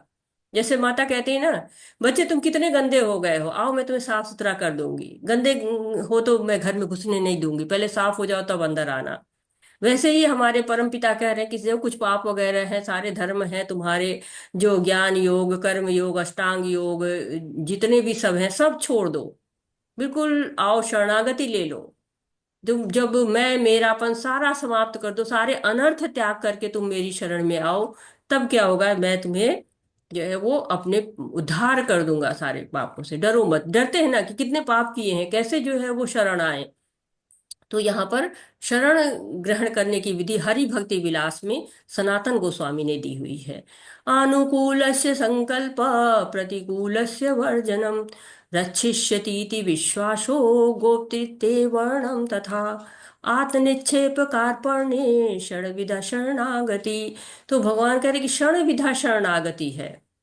ये 6 तरीकों से आप शरणागति को ले सकते हैं, भगवान की शरणागति प्राप्त कर सकते हैं। उन अनुकूल से संकल्प, जो आपके संकल्प होने हैं वो भगवान के अनुकूल हो जाने चाहिए, भगवान के प्रतिकूल संकल्प नहीं होने चाहिए। चरम श्लोक है ये। रामानुजाचार्य ने इसको चरम श्लोक कहा है, क्योंकि भगवान इसमें आश्वासन दे रहे हैं कि सारे जो है वो कुल धर्म, क्षत्रिय धर्म, वर्णाश्रम धर्म सब छोड़कर मेरे पास आओ, मैं भवसागर पार कराऊंगा, पापों से उद्धार कराऊंगा। तो भगवान एक तरह से किस्मत बदलने की बात कर रहे हैं कि हम अगर हमारे सारे फल जल जाएंगे, कर्म फल खत्म हो जाएंगे, तो हमें अगली योनि नहीं मिलेगी। डरो मत, अभय प्रदान कर रहे हैं, क्योंकि जन्म मृत्यु जरा व्याधि जो है सबसे बड़ा भय होता है, उससे अभय प्रदान कर रहे हैं। क्योंकि बद्ध व्यक्ति क्या होता है, बंधा रहता है, भगवान स्वतंत्र है, वो शरण में ले जा रहे हैं। तो जो अनुकूल कार्य है भगवान के, वो करिए, चाहे आपको पसंद हो चाहे नहीं पसंद हो। करना पड़ेगा, सुबह उठना पड़ेगा, मंगल आरती करनी पड़ेगी, भगवान के लिए भोग बनाना पड़ेगा। प्रतिकूल से वर्जनम, भगवान के प्रतिकूल नहीं रहना है। भले ही पसंद है, जैसे मूवी देखना है, इधर उधर जो है प्रजल्पा करना है, अभक्तों के साथ रहना है, ये सब छोड़ देना है। रक्षस्यति तीति विश्वासो, विश्वास होना चाहिए कि कृष्ण ही हमारी रक्षा करेंगे। केवल जैसे द्रौपदी जो है, गजेंद्र, इन लोगों ने विश्वास किया कि भगवान ही रक्षा करेंगे।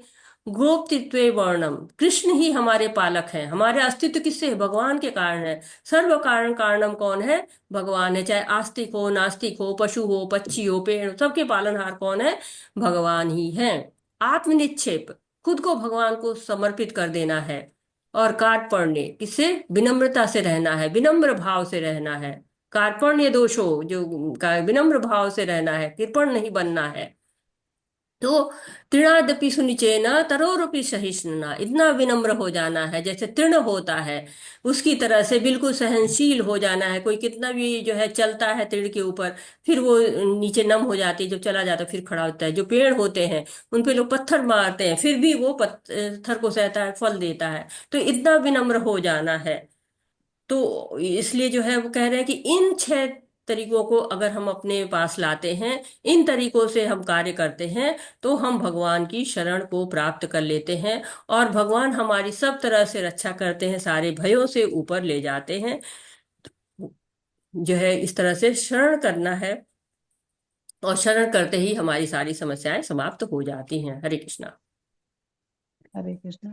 इदन्ते नातपाष्काय न भक्ताय कदाचन न चाशुश्रूषवे वाच्यन् न च मायायोऽभ्यसूयते।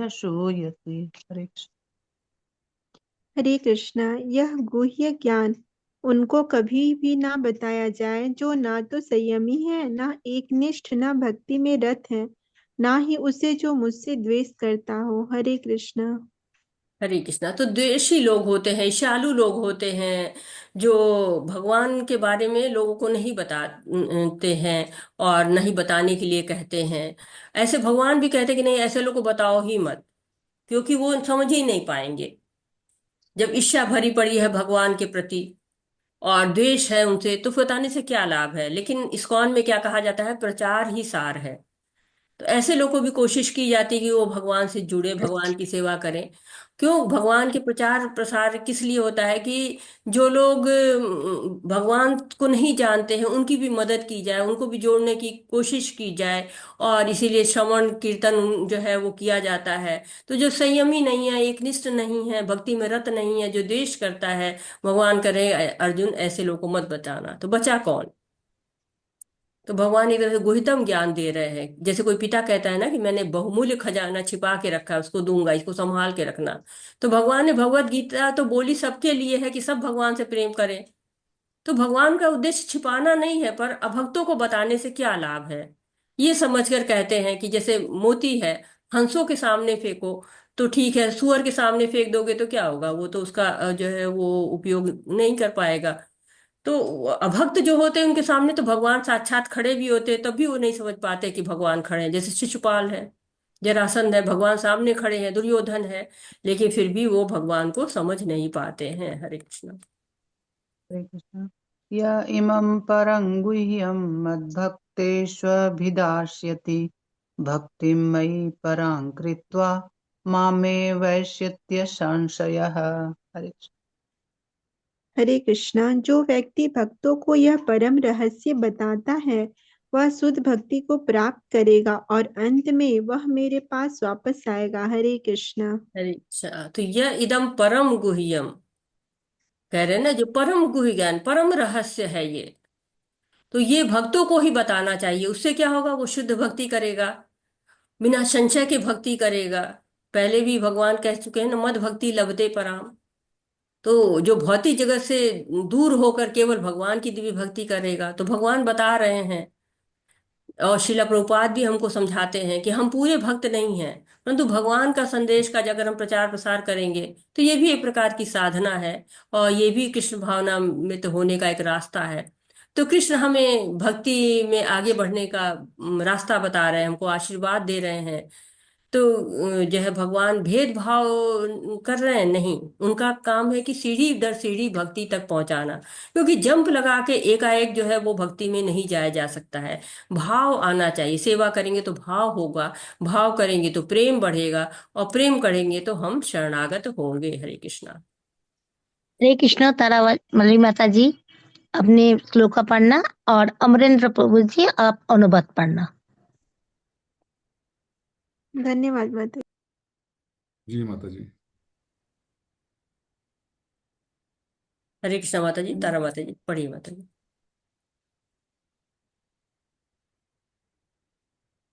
हरे कृष्ण तारा माता जी। जी जी माता 69 से जी जी मैंने जी। नहीं सुना, माफ करना। 69। माता जी 69। जी जी। हरे कृष्ण। न च तस्मान्मनुष्येषु कश्चिन्मे प्रियकृतमः भविता न च मे तस्मात् अन्ये प्रियतरो भुवि। हरे कृष्णा। इस संसार में उसकी अपेक्षा कोई अन्य सेवक न तो मुझे अधिक प्रिय है और न कभी होगा। हरे कृष्णा माता जी। हरे कृष्णा। तो जो भगवान के बारे में उपदेश देता है, यानी कि भगवान से परिचय कराता है, पहली बात। दूसरा यह है कि जो आचरण करता है उससे भी लोग प्रेरित होते हैं कि भगवान से जुड़ना चाहिए। और अपने शब्दों से प्रभावित करता है, वो अपने व्यवहार से प्रभावित करता है, लोग भगवान से जुड़े। ऐसे क्या होता है, वो भक्ति में दृढ़ करता है, उनकी जिज्ञासाओं को शांत करता है। और आप देखते हैं कि इस्कॉन में ये कार्य बहुत अच्छी तरह से किया जाता है, दो तरह से किया जाता है। क्योंकि भगवान के बारे में जो लोग इस तरह से भगवान से जोड़ते हैं, इस्कॉन में दो तरह से जैसे कक्षा में पढ़ाया जाता है। जैसे हम पढ़ रहे हैं, हम जुड़ते हैं मीटिंग में और श्रवण करते हैं, एक तरह से क्लास की तरह से हम पढ़ते हैं, लेवल 1, लेवल 2, लेवल 3, लेवल 4। और भक्ति शास्त्री, भक्ति वैभव, भक्ति वेदांत ऐसे आगे बढ़ते चले जाते हैं। तो हम पढ़ते हैं। दूसरा ट्यूशन की तरह से पढ़ाया जाता है, कैसे एक एक लोग के पास जाके पकड़ पकड़ के बताना। तो इसका भी बहुत प्रभाव पड़ता है। यदि हम नहीं ये कर पा रहे हैं भगवान का प्रचार प्रसार, तो क्या होता है, हम शुद्ध भक्त नहीं है, श्री भगवान के चरणों में लिप्त नहीं है। आचार्य तो ये तक कहते हैं कि हम अपराध कर रहे हैं। तो करना क्या है, हमें भगवान से सबको मिलाना है। सारे मनुष्यों की बात हो रही है, न च तस्मान मनुष्येषु, मनुष्य की बात हो रही, स्त्री पुरुष दोनों की बात हो रही है। और वो क्या हो जाएगा, भगवान का प्रिय हो जाएगा, ऑल टाइम फेवरेट जिसको कहा जाता है आजकल की भाषा में, ऑल टाइम फेवरेट हो जाएगा। तो चैतन्य महाप्रभु तो ने कहा था, काशी में गए थे एक बार, तो वहां पे लोगों से उन्होंने कहा था कि मैं ढेर सारे फल लेकर आया हूँ काशी में, आपको देना चाहता हूं, लेकिन मैं अकेले ये कार्य नहीं कर सकता, मुझे इसमें आपकी मदद चाहिए। तो भगवान की सेवा करते हैं, मंदिर जाते हैं, आप भगवान के प्रिय हैं, और ज्यादा प्रिय होने के लिए क्या करना होगा, भगवान के रहस्यों को उजागर करना होगा, प्रचार करना होगा। प्रचार का मतलब ये नहीं होता है कि केवल आपने हरे कृष्ण के बारे में बोल दिया, नहीं, आपको आचरण करके भी दिखाना है कि हम जो भगवान के भक्त हैं उनका आचरण कैसा होता है, उपदेश देना होगा, तो प्रभाव उसका पड़ता है। तो भगवान के रहस्य को बताकर हम भगवान को प्रिय बन सकते हैं। हरे कृष्णा। हरे कृष्ण। अध्येश अध्येशते च इमं धर्म्यं संवादमावयोः ज्ञानयज्ञेन तेनाह मेष्टस्यामिति मे मतिः। हरे कृष्णा। और मैं घोषित करता हूँ कि जो हमारे इस पवित्र संवाद का अध्ययन करता है वह अपनी बुद्धि से मेरी पूजा करता है। हरे कृष्णा माता जी। हरे कृष्णा। तो ये एक यज्ञ है। जब हम भगवान श्री कृष्ण के और अर्जुन की बातों को पढ़ते हैं तो ये भी यज्ञ कर रहे हैं हम। कैसे यज्ञ कर रहे हैं, हम अपने अनर्थों को, अपने गलत विचारों को, अपने अहम को, अपने मोह को, अपनी ईर्ष्या को, अपने द्वेष को, अपने लालच को, अपने संग्रह को, सबकी आहुति डाल रहे हैं, भस्म करते जा रहे हैं। और कृष्ण की कृपा हम पर होती जा रही है। हमें इच्छा होती चली जा रही है कि कृष्ण पर हमारी जो है नजर पड़े, कृष्ण की नजर हमारे पर पड़े, कृष्ण की कृपा हमको मिले, ये इच्छा हमारी बढ़ती चली जा रही है। तो ये ज्ञान यज्ञ है, इसको सार तत्व को समझना पड़ेगा। इसके अनुसार जो आचरण करता है, जो ये ज्ञान को प्राप्त करता है, औरों को भी भगवान का संदेश बताता है। हम पोस्टमैन हैं भगवान के। भगवान के संदेशों को घर घर पहुंचाना है, भक्ति का आचरण करना है। भगवान देखिए, ना तो ज्ञान वत्सल है भगवान, ना तो योगी वत्सल है भगवान, क्या भक्त वत्सल है, ये हमें याद रखना है। भक्त बनना है हमको। धर्म संवाद माययो, धर्म का संवाद है ये। कौन सा धर्म, पराधर्म। जो धर्म बताया कि पराधर्म अपराधर्म, तो ये पराधर्म है। कृष्ण को जानना है, उनकी आलोचना नहीं करनी है, छिद्रान्वेषण नहीं करना है। अगर हम ऐसा करते हैं तो पढ़ने का कोई भी लाभ नहीं है। हमारा एकमात्र संकल्प होना चाहिए, भगवान की शरणागति ग्रहण करना, भगवान की सेवा करना और भगवान के प्रिय बनना। हरे कृष्णा। हरे कृष्ण।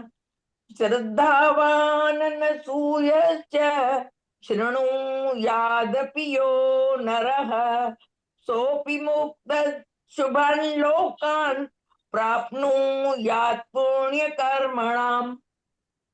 हरे कृष्णा।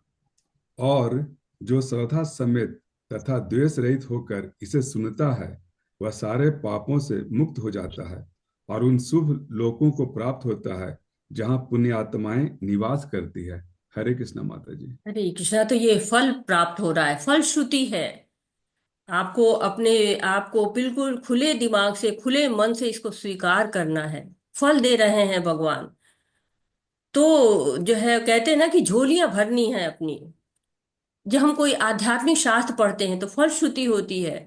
उस शास्त्र को पठन के कारण, श्रवण के कारण जो फल मिलता है, जो वर्णन बाद में होता है, तो वो कहते हैं कि यदि हम भगवत गीता को श्रद्धा के साथ, पहली सीढ़ी है भक्ति की, श्रद्धा के साथ। दूसरा क्या है, द्वेष रहित, बिना तर्क वितर्क के, बिना नुक्ताचीनी के, बिना दोष निकाले, बिना अविश्वास के जो पठन करेगा, श्रवण करेगा, वो क्या करता है, पाप करने से बचता है। पहली बात तो है कि पहले ही पाप नहीं करेंगे। हम सोचने लगते हैं अपराध ना हो जाए, वैष्णव अपराध ना हो जाए, सेवा अपराध ना हो जाए, नाम अपराध ना हो जाए, जप अपराध ना हो जाए, तो इससे बचना शुरू कर देते हैं। पहले के जो पाप होते हैं वो नष्ट होने लगते हैं। सर्वधर्मान् परित्यज्य मामेकं शरणं व्रज अहम सर्वस्व पापेभ्यो मोक्षयिष्यामि मा शुचः। तो पहले के भी पाप नष्ट होते हैं और शुभ लोकों की प्राप्ति होती है। हमारा गंतव्य क्या है, गोलोक धाम, सर्वोच्च धाम, वैकुंठ से भी आगे। तो हमारा परिश्रम और ज्यादा होना चाहिए। क्यों? क्योंकि जब ज्यादा ऊंचा जाना है तो हमारा जो हवाई जहाज है वो भी बड़ा तगड़ा होना चाहिए, तभी तो वहां तक पहुंचेगा। फ्यूल ज्यादा होना चाहिए उसमें। तो अगर हमें बहुत ऊंचे पद पे प्राप्त करना है तो कठोर परिश्रम, योग्यता भी बढ़ानी पड़ेगी। अधिकारी जब हम बनते हैं, जब हमें योग्यता होती है, तो भक्ति की भी योग्यता है। पूर्ण श्रद्धा, पूर्ण विश्वास, पूर्ण प्रेम, और पूर्ण प्रेम से उपजी हुई पूर्ण सेवा। तो भगवान कह रहे हैं, हमारा काम तो भगवान ने बड़ा आसान कर दिया है कि क्या करो, कि हमें बताओ, लोगों को भी बताओ, तो सुनो भी, बताओ भी, आचरण भी करो, उपदेश भी करो, और भगवान के प्रिय बनो। हरे कृष्णा। हरे कृष्ण माता जी। कच्चिदेतच्छ्रुतुं पार्थ त्वयेकागे त्वयेकाग्रेण चेतसा कच्चिद् ज्ञानसम्मोह प्रणष्टस्ते धनंजय। हरे कृष्णा। हे पृथा पुत्र, हे धनंजय, क्या तुमने इस शास्त्र को एकाग्रचित होकर सुना? और क्या अब तुम्हारा अज्ञान तथा मोह दूर हो गया है? हरे कृष्णा माता जी। हरे कृष्ण। तो भगवान कितने अच्छे गुरु हैं, पूछ रहे हैं क्या एकाग्रचित होकर सुना? क्या अर्जुन सुन नहीं रहे थे? ऐसी बात नहीं है। युद्ध का मैदान है ना, बहुत शोर है, एकाग्रचित होकर सुनना मुश्किल है, ध्यान भंग होता है। 18 छोड़ी सेना है, हाथी है, घोड़े हैं, सब वाद्य यंत्र है, अस्त्र शस्त्र की आवाज है। तो ऐसे में भगवान पूछ रहे हैं कि तुम जो है वो सुन पाए, तुम्हारा मोह नष्ट हुआ? क्योंकि मोह हुआ था, पहले ही अध्याय में अर्जुन को मोह हो गया था। तो कहे मोह नष्ट हुआ तुम्हारा, या कोई जिज्ञासा अभी बची है तो अभी भी मैं उसका समाधान करूंगा। तो भगवान बता रहे हैं कि एकाग्रचित होकर भगवत गीता सुननी चाहिए, तो अज्ञान और मोह दूर हो सकता है। अन्यथा जो ये गुह्यतम तत्व है, इसकी उपलब्धि नहीं हो पाएगी। तो सुनना है, क्या करना है कि एक तो सुनते हैं हम, एक कान से निकालते हैं, सुनते हैं एक से निकालते हैं। यहाँ क्या है, अंदर बैठा के मोती प्राप्त करना है इससे, जो इस ज्ञान को धारण करना है, हृदय में धारण करना है। हरे कृष्णा। हरे कृष्ण। अर्जुन उवाच नष्टो मोहः स्मृतिर्लब्ध्वा त्वप्रसादान्मयाच्युतोऽस्मि गतसन्देहः करिष्ये वचनं तव। हरे कृष्णा। अर्जुन ने कहा, हे कृष्ण, हे अच्युत, अब मेरा मोह दूर हो गया है। आपके अनुग्रह से मुझे मेरी स्मरण शक्ति वापस मिल गई है। अब मैं संशय रहित तथा दृढ़ हूँ, और आपके आदेशानुसार कर्म करने के लिए उद्यत हूँ। हरे कृष्णा माता जी। हरे कृष्णा। तो कृष्ण ने अपनी वाणी को विराम दे दिया है। अर्जुन क्या कह रहे हैं कि मेरे अंदर का सारा मोह समाप्त, सारी अशुद्धि समाप्त, कृतार्थ हो गए हैं, हाथ जोड़ लिया है। कह रहे, हे अच्युत, हे प्रभु, आपने जो उपदेश देकर मेरे ऊपर कृपा की है, इससे सारा ज्ञान, सारा मोह दूर हो गया। जो संशय था समाप्त हो गया है, स्मरण शक्ति वापस आ गई है। और जो असमंजस था, दुविधा थी, द्वंद था, सब कुछ समाप्त हो गया है। और आप ही जो है स्वामी हैं, आप ही गुरु हैं, आप ही पथ प्रदर्शक हैं, मैं आपका सेवक हूँ। और भगवान ने कहा था, यथेच्छेषु तथा कुरु, जो मन में आए वो करो, जो इच्छा हो वो करो। और अर्जुन करे, करिष्ये वचनम, जो आप कह रहे हैं वही वचन, वही मैं करूंगा। तो भगवान ने भले ही जीव को स्वतंत्रता दे रखी है सूक्ष्म, लेकिन उसका कर्तव्य है भगवान की दासता करना। यही मनुष्य जीवन का उचित उपयोग है, शरीर का यही उचित उपयोग है। अर्जुन ये नहीं कह रहे हैं कि बड़ा अच्छा बताया, आपसे सुन के कानों को बड़ा अच्छा लगा। नहीं, कह रहे मैं ये करूंगा, मैं इसको व्यवहार में लाऊंगा। तो एक तरह से भगवत गीता समाप्त हो गई पूरी तरह से। अर्जुन कृष्ण के जो संवाद थे, जो मीठी मीठी वाणी थी हम तक आ रही थी, उसका पटाक्षेप हो गया है। इस वाणी को सुनकर भक्त की क्या दशा होती है, अब हम संजय को देखकर ये जान सकते हैं। तो हरे कृष्णा। हरे कृष्ण। जलेंद्र प्रभु जी, आप आप अनुवाद पढ़ना, तारा माता जी आप श्लोका ही पढ़ना। जी। जी माता हरे जी। कृष्ण। संजय उवाच इत्यहं वासुदेवस्य पार्थस्य च महात्मनः संवादमिमम् अश्रूषं मद्भुतं रोमहर्षिणम्। हरे कृष्ण माता जी। संजय ने कहा, इस प्रकार मैंने कृष्ण तथा अर्जुन इन दोनों महापुरुषों की वार्ता सुनी और यह संदेश इतना अद्भुत है कि मेरे शरीर में रोमांच हो रहा है। कृष्ण माता जी। हरे कृष्णा। दो बातें हो रही हैं कि अद्भुत लगा और जो है रोम हर्षण, रोंगटे खड़े कर देने वाला। रोंगटे कब खड़े होते हैं? जब भय बहुत लगता है या परमानंद से। रोंगटे खड़े हुए थे अर्जुन के पहले अध्याय में, जबकि उनको मोह हुआ था, भय हो गया था कि मैं ये क्या कर रहा हूँ, धर्म से अलग तो नहीं जा रहा हूँ। और संजय के भी रोंगटे खड़े हुए, क्यों? परमानंद में। तो ये साधारण लोग का प्रजल्पा नहीं है, अद्भुत है, रोमांचकारी है। धृतराष्ट्र ने पहला श्लोक बोला था और उसके प्रत्युत्तर में संजय ने धृतराष्ट्र को ये सारा वर्णन सुनाया था। महान वार्ता महान पुरुषों के बीच में बोली गई, और ये न कभी किसी ने सुनी थी पहले, न जो है वो कोई भविष्य में सुन पाएगा। एक अखंड ब्रह्मांड के स्वामी अर्जुन हैं, न नारायण है, दूसरे अर्जुन परम जो है भगवत भक्त। ये वार्ता जो है वो नर और नारायण के बीच में हो रही है। जो सुनता है उसका जीवन सफल हो जाता है। कहते हैं ना, बहुना जन्मनामन्ते ज्ञानवान मा प्रपद्यते वासुदेव सर्वमिति स महात्मा सुदुर्लभा। तो ये महात्मा दुर्लभ है, इनको जो है वो संजय महात्मा कह रहे हैं। हरे कृष्णा। हरे कृष्ण। व्यास प्रसादात् श्रुत्वा नेतद् गुह्यतमं परं योगै योगेश्वरात् कृष्णात् साक्षात् कथ्यत स्वयं। हरे कृष्ण माता जी। व्यास की कृपा से मैंने ये परम गुह्य बातें साक्षात योगेश्वर कृष्ण के मुख से अर्जुन के प्रति कही जाती हुई सुनी। हरे कृष्ण माता जी। हरे कृष्णा। तो गुरु की कृपा का महत्व है इस श्लोक में। बिनु गुरु कृपा के जो है ना, भगवान को नहीं मिल पाते, भगवान को हम नहीं प्राप्त कर सकते हैं। व्यास मुनि जो है वो संजय के गुरु थे, और संजय उनकी कृपा से दिव्य दृष्टि प्राप्त कर पाए थे। तो एक अर्थ में ये भी है कि भगवत गीता को गुरु के माध्यम से जानना चाहिए। भगवान का जो दिव्य रूप है, इसका अनुमान जो है वो साधारण नहीं लगा सकते, भक्त ही जान पाते हैं। आसान नहीं है भगवान के बारे में समझना, क्योंकि लोग समझते हैं ना कि भगवत गीता खरीद लेंगे, पढ़ लेंगे, समझ लेंगे, पर ऐसा नहीं है। और भगवान ने ब्रह्मा को ज्ञान दिया, ब्रह्मा ने नारद को, और उसी परंपरा से हम प्रभुपाद जी से सुन रहे हैं हम भगवान के बारे में। और कह रहे हैं कि अब ये समय देखिए आ गया जब अर्जुन के भी शब्द कम पढ़ने लगे थे, संजय के भी शब्द कम पढ़ रहे हैं। भगवान की कृपा बरस रही है और भक्त उनको समेटने में भाव विभोर हुए जा रहे हैं। हरे कृष्ण। हरे कृष्ण माता जी।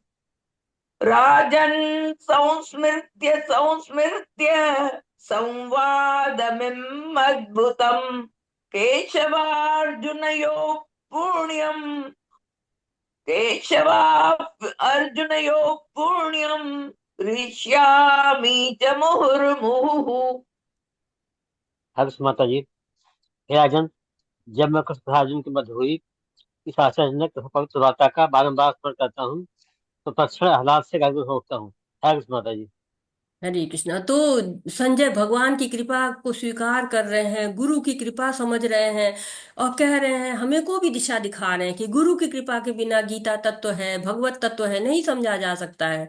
सारा जगत भौतिक कष्टों से भरा है, परंतु उपचार क्या है? एकमात्र औषधि क्या है? भगवत गीता। हमारी हालत ऐसी है ना, जैसे बच्चा हॉस्टल में जाता है पढ़ने के लिए, बच्चों को घर की याद आती है, चाहे गरीब हो, चाहे अमीर हो, चाहे अति गरीब हो, अधिक धनी हो, सब याद करते हैं। परंतु कुछ बच्चों को हॉस्टल की जिंदगी इतनी अच्छी लगती है ना कि भूल जाते हैं। वही स्थिति हमारी है कि हम भगवान को भूल चुके हैं, अपने घर को भूल चुके हैं।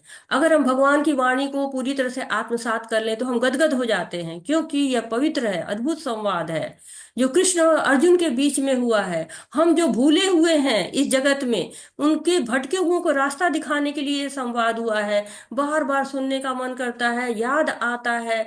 जो है संजय को सब आह्लादित हो रहे हैं, भगवान के कितने जो है वो वाणी को सुना उन्होंने, उस पे आह्लादित हो रहे हैं, गदगद हो रहे हैं। हरे कृष्णा।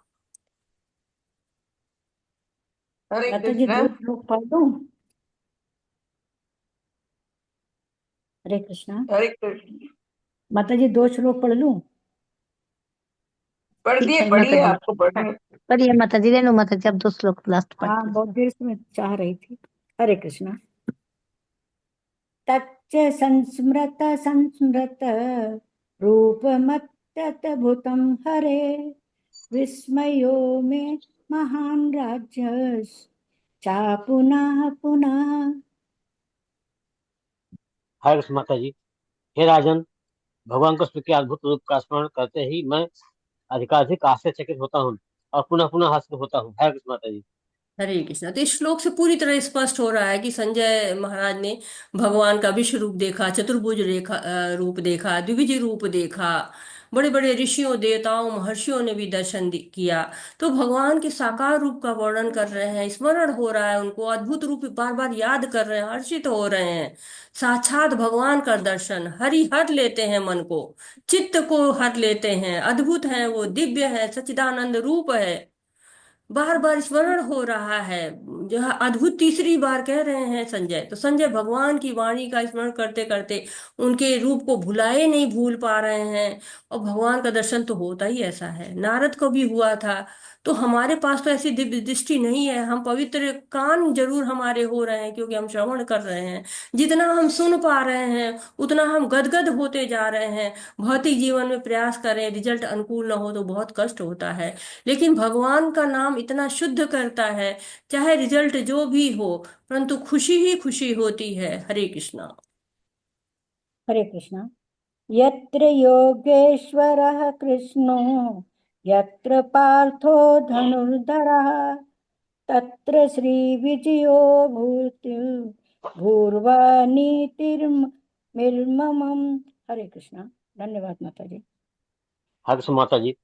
जहाँ योगेश्वर कृष्ण है और जहाँ परम धनुर्धर अर्जुन है, वहीं आसपास विजय, अलौकिक शक्ति तथा नीति निश्चित रूप से रहती है। ऐसा मेरा मत है। हरे कृष्ण माता जी। धन्यवाद माता जी। हरे कृष्णा। तो संजय घोषणा करते हैं जहाँ योगेश्वर कृष्ण है। कुछ लोग कृष्ण को योगियों में सर्वोपरि बताते हैं, लेकिन भगवान योगियों के लक्ष्य हैं, योगेश्वर हैं। जहाँ योगेश्वर कृष्ण है, जहाँ पार्थ धनुर्धर है, अर्जुन का निशाना अचूक है, वैसे ही हमारी भक्ति पर निशाना अचूक होना चाहिए। केवल लक्ष्य कृष्ण होने चाहिए, राधा रानी की कृपा हम पर बरसनी चाहिए। भगवान की नीति है, भगवान का ऐश्वर्य है, भगवान का प्रेम है, भगवान की अलौकिक शक्तियां हैं, और विजय वहीं पर। तो असाधारण है भगवान कृष्ण, असाधारण है उनके भक्त अर्जुन, और असाधारण है वो जिन पर भगवान की कृपा होती है। हम भी अपनी बुद्धि से, व्यवहार से, मन से कृष्णमय हो जाएं, कृष्ण का मनन करें, चिंतन करें, कृष्ण का श्रवण करें, कृष्ण की वाणी का प्रचार प्रसार करें। बस कृष्ण ही कृष्ण। तो अद्भुत शास्त्र है भगवत गीता, अद्भुत नाम है हरि नाम, अद्भुत रूप है श्याम सुंदर, अद्भुत लीला है श्री कृष्णा। कृष्ण ही कृष्ण। ओम पूर्ण मदः पूर्णमिदं पूर्णात पूर्ण।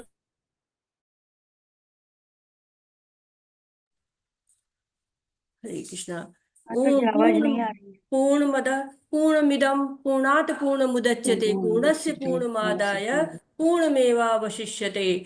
हरे कृष्णा कृष्ण कृष्ण हरे हरे, हरे राम राम राम हरे हरे। सच्चिदानंद रूपाय विश्वोत्पत्ति हेतवे तापत्रय विनाशाय श्री कृष्णाय वयं नमः। श्री कृष्णाय वयं नमः। श्री कृष्णाय वयं नमः। वाछाकल्पतरुभ्यश्च कृपा सिन्धुभ्य एव च पतितानां पावनेभ्यो वैष्णवेभ्यो नमो नमः। अनंत कोटि वैष्णव वृंदे की जय। श्री शिला प्रभुपाद प्रभुपाद भगवत महाराज गीता की की जय। महाराज जय। की भगवत जय। गीता भागवत की गीता जय। की जय। हरे कृष्णा कृष्णा कृष्ण कृष्ण कृष्ण हरे कृष्ण हरे, हरे हरे हरे हरे, हरे राम राम हरे राम राम हरे राम राम हरे राम हरे। राम हरे हरे कृष्णा हरे कृष्ण कृष्णा कृष्ण कृष्ण हरे हरे हरे, हरे हरे राम हरे राम राम हरे राम राम राम राम हरे हरे। राम हरे हरे कृष्णा हरे, कृष्णा हरे कृष्ण कृष्ण हरे कृष्ण हरे राम हरे हरे राम राम राम हरे हरे राम राम राम हरे राम राम हरे हरे। आज हमारा हरे भगवत गीता कृष्ण किसी यज्ञ हरे का जो है कृष्ण वो समापन होता है। कृष्ण बहुत हाँ सुंदर माता ये बहुत यात्रा अच्छा रही लगा। है हमारी। हम जो है वो आप ये अनुराधा तो नहीं माता कहेंगे कि जी आप की प्रश्न जय। पूछिए, बस यही कहेंगे कि आप सब आशीर्वाद जो है लीजिए और दीजिए कि सबकी आध्यात्मिक प्रगति होती रहे, सब भगवान के जो है कार्य में आगे बढ़ते रहें। और आपका हरे कृष्णा अनुभव माता सुने जी। हम। हरे कृष्णा। हरे माता जी की हरे जय। कृष्णा माता जी, दंडवत माता प्रणाम जी बहुत हरे सभी बहुत को। कृष्णा माता जी, दंडवत हरे प्रणाम। कृष्णा जय माता हरे जी, हरे दंडवत कृष्णा कृष्णा माता प्रणाम। जी, दंडवत हरे प्रणाम। कृष्णा बहुत सुंदर बताया आपने। हरे कृष्णा कृष्णा। माता जी आपको बहुत सुंदर सादर समाधि प्रणाम दी माता माता जी। जी। कृष्णा माता जी, हरे सत्तर कृष्णा प्रणाम माता माता जी। जी। हरे हरे कृष्णा ठीक है, कृष्णा। सभी को।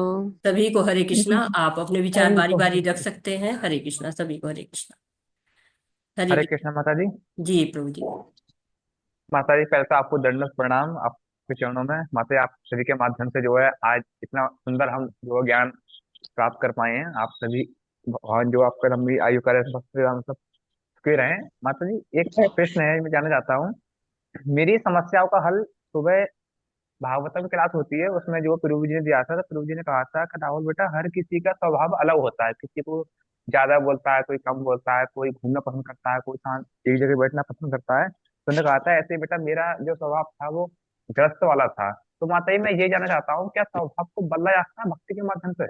बिल्कुल प्रभु जी, बिल्कुल बदला जा सकता है, बदल जरूर और बदलता है। आप अनुभव करेंगे। आप भक्ति में और आगे बढ़िए, आपका भी स्वभाव जरूर बदलेगा। हरे जी कृष्णा। माता जी, जी। हरे कृष्णा माता जी। तारा माता जी। हरे कृष्णा। तारा माता जी, आप अनम्यूट होइए। हरे कृष्ण माता जी, मुझे ये कहना है बहन, आपके साथ भगवत गीता की यात्रा पहले में भी मैंने कुछ अध्याय मिस किए, इसमें भी कुछ मिस किए, पर ऑन द होल बहुत सुंदर यात्रा रही, बहुत आनंद आया। भगवान आपको लंबी आयुष्य बख्शे। आप असाधारण हैं, आप पर भगवान की कृपा है। भगवान को, भगवान के नाम का प्रचार प्रसार कर रहे हैं, जन समुदाय में जागृति ला रहे हैं। भगवान के पास मेरी ये करबद्ध प्रार्थना है कि आपको भगवान और अधिक क्षमता और अधिक लंबी आयुष्य बख्शे, जो ये काम करते रहे और जन जन का भला करते रहे। हरे कृष्ण माता जी। हरे कृष्णा माता जी। सारी जो है, जो कहते हैं ऑल ग्लोरीज टू प्रभुपाद, उन्होंने ही हम लोग को मार्गदर्शन दिया है माता जी। और कृष्ण ही जो है कृपा बरसाते रहे, ताकि हमारे अंतिम समय तक हम भगवान का प्रचार प्रसार कर सके। माता जी बहुत बहुत धन्यवाद। हरे कृष्णा। ललिता माता जी। हरे कृष्णा। हरे कृष्णा माता जी। हरे कृष्णा जी। मेरा तो यही विचार है कि भगवान आपको, माता जी आपकी आवाज तो नहीं। हो सकता है भगवान के रंग में बैठ के आप जाओ और वो भी अपने शरण में ले आपको। आप भगवान आपको खूब लंबी उम्र दे। और आप मेरे को ये बता दीजिए, अब आपकी कौन सी क्लास ले रही है, किस समय ले रही है, कब से ले रही है, जो कि हम तो आपके साथ दोबारा जुड़ हो सके। बिल्कुल बता देंगे माता जी। आपकी जो है बहुत जो है कृपा है आप लोगों की, भक्तों की। और जो है जरूर बताएंगे माता जी आपको। मैं आपको स्पेशली बता दूंगी माता जी। हाँ माता जी, पता है क्या है, वो श्यामा वल्लभा माता जी थी ना, तो वो पढ़ाती थी, तो हम उनके जो भी ग्रुप होता ना, हम उसी में ज्वाइन हो लेते थे, क्योंकि ना ये अच्छा लगता है सुनने में, जी और एक दूसरे से बात करने में, एक दूसरे से जान पहचान होती है, तो ऐसा लगता है कि बस कृष्ण हमारे बिल्कुल साक्षात सामने ही है। बिल्कुल। ऐसा अंदर से फील होता है, तो ऐसा लगता है कि बार बार ज्वाइन हो जाएं। बिल्कुल माता जी, मैं आपको पर्सनली हाँ मिलूंगी आपको माता जी। हरे कृष्ण। हाँ, क्योंकि बहुत बहुत हाँ धन्यवाद माता जी, आपके विशेष का बहुत धन्यवाद। माता जी, ये ऑनलाइन में तो ये हो रहा है, ऑफलाइन तो हम कभी, आप ऐसा हो नहीं सकता कि जाएं दौड़ के फिर मिल के आए। ऑनलाइन में तो हो जाता है ना, तो जी ऐसा लगता है कि हाँ हम बिल्कुल पास ही हैं। जी, बिल्कुल बिल्कुल सही कह रहे हो माता जी। हरे कृष्णा। बिल्कुल, बहुत बहुत धन्यवाद हरे माता जी। कृष्ण। अमृत प्रभु जी। हरे माता जी। कृष्णा। माता माता जी। जी ले रहे हैं, आपका नंबर आने दीजिए माता जी। हाँ। हरे कृष्णा। अमरेंद्र हरे प्रभु कृष्णा जी। माता जी, हरे दंडवत कृष्णा। प्रणाम। माता जी, सबसे पहले तो आपने क्लास इतना अच्छा से लिया है कि भगवत गीता का ज्ञान अंदर तक आ गया। और सबसे बड़ी बात है कि आपका जो मतलब क्या बोलते हैं, भक्तों के बीच में जो आपका मतलब आप हृदय से टच करते हुए बात करते हैं, कोई भी लगता है जैसे खुद अपनी ही बात हो रही है। तो इसलिए भगवान आपको हर समय सहायक रहें, और आपकी जो भी मतलब आंतरिक इच्छा है उसको भगवान श्री कृष्ण पूरा करें, और अपना हमेशा कृपा मतलब आपके ऊपर बनाए रखें माता जी। माता जी, मेरे को दो सवाल था। पहला जी सवाल था, एक अभी हम लोग जैसे ही पाठ कर रहे थे उसमें दो चीज आ गया था, हृदय में और हृदय के क्षेत्र में, ये दोनों में कुछ अंतर? प्रभु जी जो है वो बिल्कुल एग्जैक्टली तो नहीं कह सकते, लेकिन हाँ, हृदय में मतलब होता है कि अंदर, और हृदय का क्षेत्र मतलब जहाँ पे हृदय जी माता जी। है ना, और क्लियर दूसरा, हृदय करूँ है उसको? जहाँ पर। तो उस चीज को, भाव को लेके मैंने बोला था कि भगवान ने लिखा हृदय देशे, हृदय के जी जी, क्षेत्र में निवास करते हैं। तो मतलब वही बात तो वही हुई, लेकिन थोड़ा सा अगर आप टेक्निकली अंतर शब्दों का देखिए तो वो समझ में आता है। मैं सुना था माता जी, आत्मा और परमात्मा दोनों पड़ोसन है, साथ साथ चलते, ऐसा सुना था। एनीवे, और दूसरा था माता जी, गुणातीत और गुणाधीश में क्या अंतर है? क्या चीज? गुण? गुणातीत, गुणातीत, गुणातीत और गुणाधीश। गुणाधीश तो भगवान कृष्ण हो गया, हाँ, लेकिन गुणातीत तो भगवान ही है ना। नहीं, गुणातीत का मतलब होता है जो मुक्त पुरुष होते हैं ना, जो गुणों से अतीत हो गए, जिनके ऊपर गुणों का असर नहीं रह गया। हाँ, तो हाँ, जीव में भी संभव है। हाँ जी, जी, हाँ, जी में संभव है। मुक्त पुरुष जो लोग होते हैं वो लोग गुणातीत हो जाते हैं। हमारे गोस्वामी लोग हैं, गुणातीत थे। जी माता जी, थैंक यू माता जी। हरे कृष्ण, हरे कृष्ण। हरि बोल, प्रणाम। ये जो है वो संतोषी माता जी, हरे कृष्ण। हरे कृष्ण माता जी, सादर प्रणाम। माता जी बहुत बहुत धन्यवाद। माता जी जितनी बार भागवत गीता सुनते हैं हर बार नया लगता है, और लास्ट में 18 अध्याय के लास्ट में जब आपसे आपके मुख से सुनते हैं तो माता जी ऐसा लगता है कि देख रहे हैं वो सीन, और बहुत अच्छा लगता है। माता जी बहुत बहुत धन्यवाद। बहुत बहुत धन्यवाद माता जी, आपका भक्ति में मन लग रहा है, भगवान में मन लग रहा है, तो ये बहुत बड़ी बात है माता जी। हरे कृष्ण।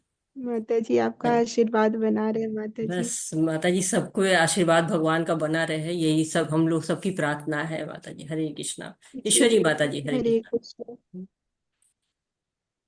हरे कृष्णा, सादर प्रणाम माता जी। आपको शत प्रणाम माता जी, बहुत बहुत धन्यवाद आपका माता जी। और अभी एक माता जी, ललिता माता जी थी, शायद बहुत भाव विभोर हो गई थी माता जी, कि मिलेंगी नहीं, आपसे पूछ रही थी।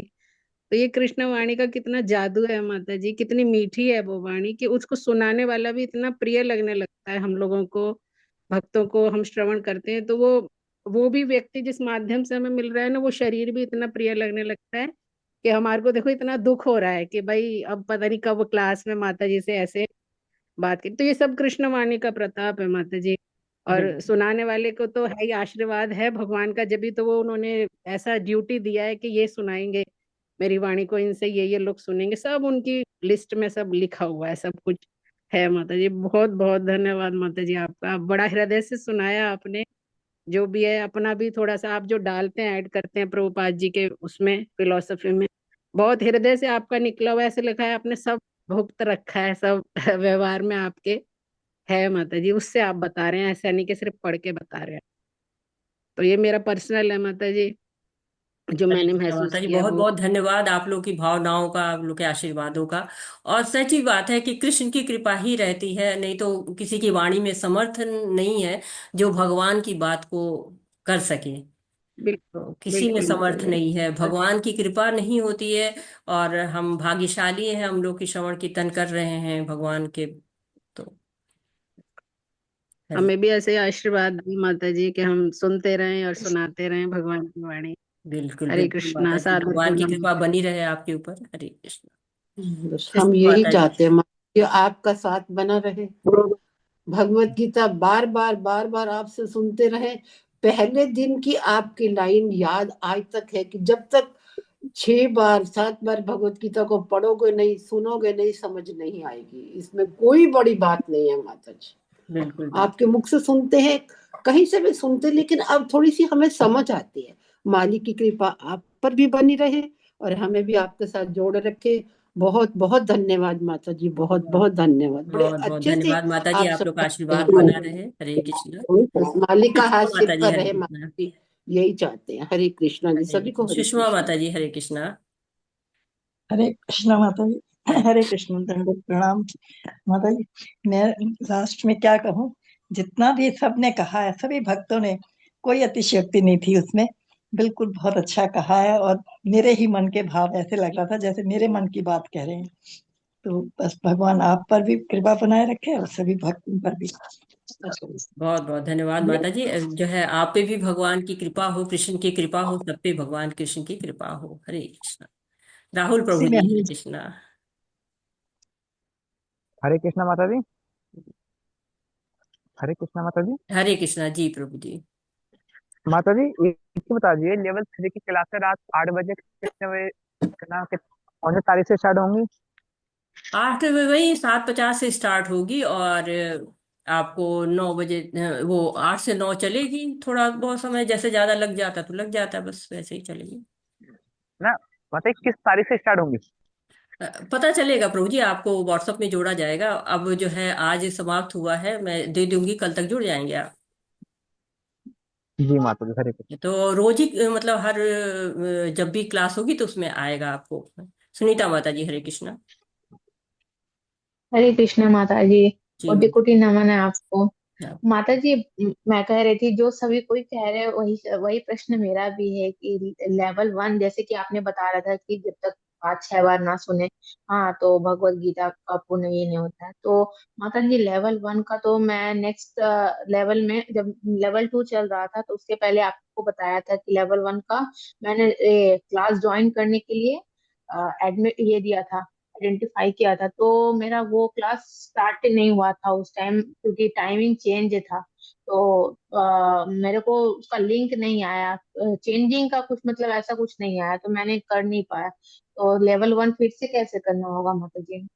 लेवल 1 के लिए इसी माता जी आएगा ना, जो है ग्रुप में आता है कि आप उसको भर दीजिए तो फिर आपका रजिस्ट्रेशन उसमें हो जाता है। तो लेवल 1 आपसे स्टार्ट किया था माता जी, तो लेवल 1 फिर से यदि आप स्टार्ट अभी फिर नहीं करवाएंगे क्या माता जी? करेंगे माता जी, जो है जब करेंगे, ज्यादा दिन नहीं, कुछ दिन बाद करेंगे, जब करेंगे तो बताएंगे आपको। तो आप करिएगा तो फिर से स्टार्ट करेंगे, तब तक ये फिर ठीक है, लेवल 3 हो जाएगा। बिल्कुल बता देंगे माता जी आपको। जी माता माता जी, और एक प्रश्न था कि जी। माता जी जैसे मंदिर हमारे घर के पास में मंदिर है, महादेव की मंदिर है। तो मेरा इच्छा था कि महादेव का मंदिर को मतलब जैसे होता है ना सेवा करूं। तो मेरा मन में ये था कि महादेव के मंदिर को मैं साफ करूं मंदिर में जाके पूजा करने से पहले। तो ये चीज तो भगवान ने शायद मेरी सुन ली, उस नेक्स्ट दिन से ही मतलब मेरे को वैसा नए साल से ही मेरे को अवसर मिला और मैंने मतलब वो स्टार्टिंग किया। तो क्या ये करना तो कोई भूल नहीं है ना, महादेव का मंदिर मतलब साफ करना? नहीं नहीं माता जी, जो है सेवा करनी तो कोई बुराई नहीं है, जो है नहीं तो भगवान को वहाँ भी। माता जी वहां पे कोई करते थे तो वो शायद अभी नहीं हो रहा है वहां पे, वो मतलब साफ सुथरा सफाई मंदिर में करते थे तो नहीं हो रहा। देख रहे हैं डेली मंदिर में पूजा करने जा रही हूँ तो डेली देख रही हूँ कि कोई नहीं कर रहा, वैसे ही पड़ा हुआ है। तो मेरा मन में ना वो साफ करने से पहले ही चल रहा था कि मेरे को सेवा मिले, तो वो भगवान जी ने सुन लिया, महादेव ने।